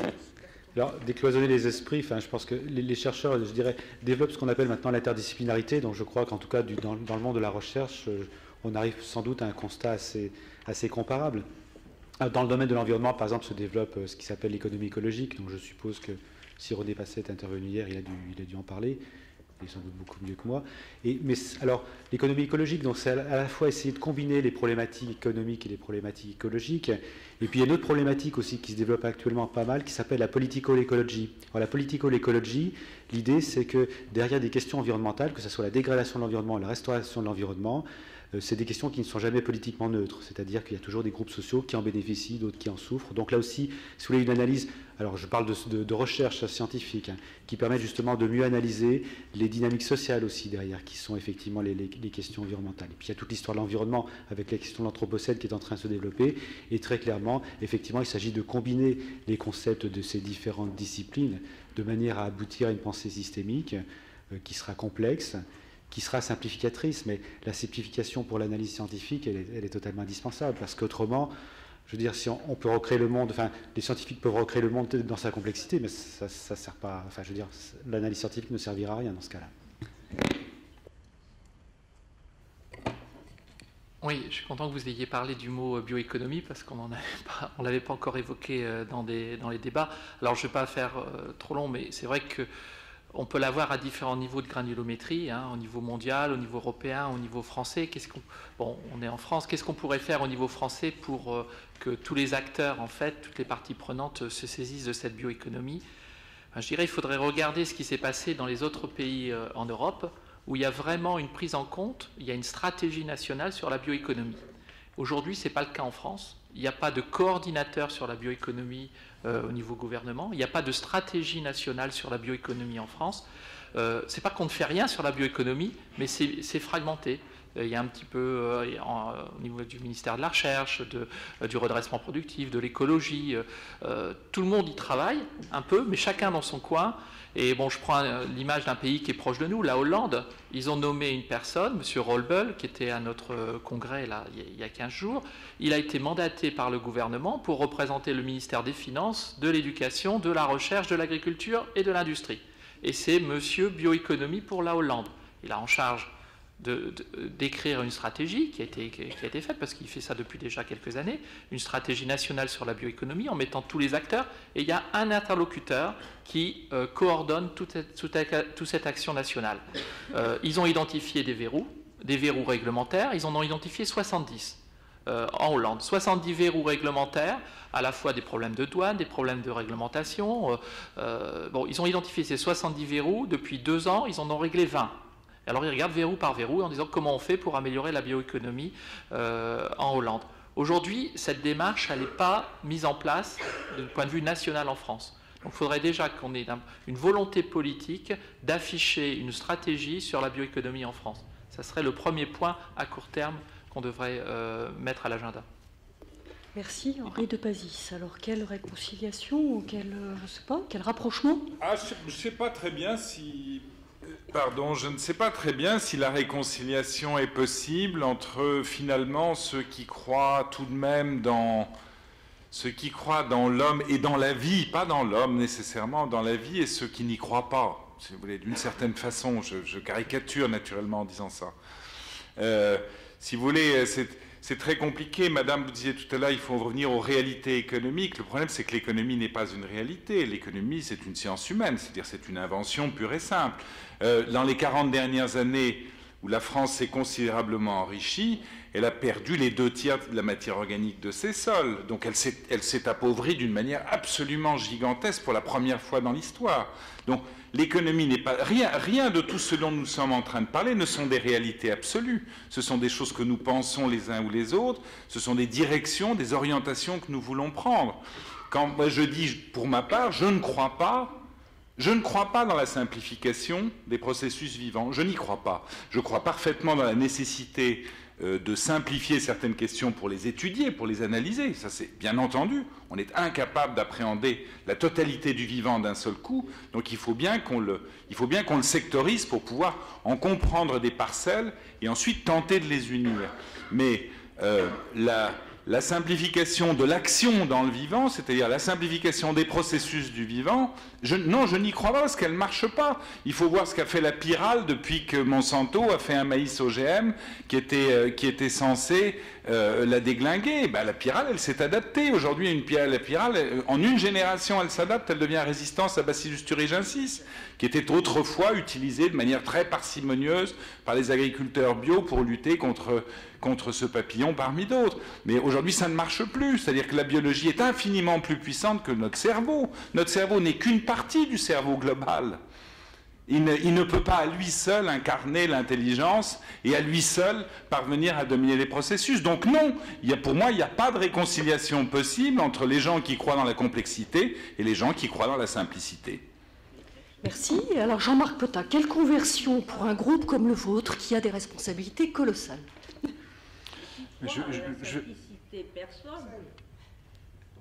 Mais personne ne croit à la complexité, à la simplicité. Il faut se baser sur un type qui avait vraiment, lui, un type formidable, qui était René Dubos, qui a été l'inventeur des antibiotiques, qui a aidé la découverte de l'ADN, qui a été l'homme du développement durable. C'était pas la simplicité. Pour rebondir sur ce que mon voisin vient de dire, je pense qu'effectivement, il y a toujours, je pense, un débat peut-être idéologique qui est entre deux camps, qui est les partisans de l'évolution du système actuel vers plus de progrès. J'en fais partie. Et peut-être qu'on ira vers plus de complexité, certainement. Et puis ceux qui rêvent d'une révolution où on casse tout et on reconstruit. Je pense que, voilà, il y a effectivement, vous avez raison, deux mondes qui s'opposent. Moi, je crois à l'existence de gens pragmatiques qui sont capables de faire le pont entre ces deux milieux. Et je pense qu'on assiste à une fin de l'arrogance de l'ère industrielle et des entreprises. Et je pense qu'on assiste aussi à une fin de l'arrogance des milieux écologistes. Donc, je pense qu'on rentre dans une opportunité de dialogue.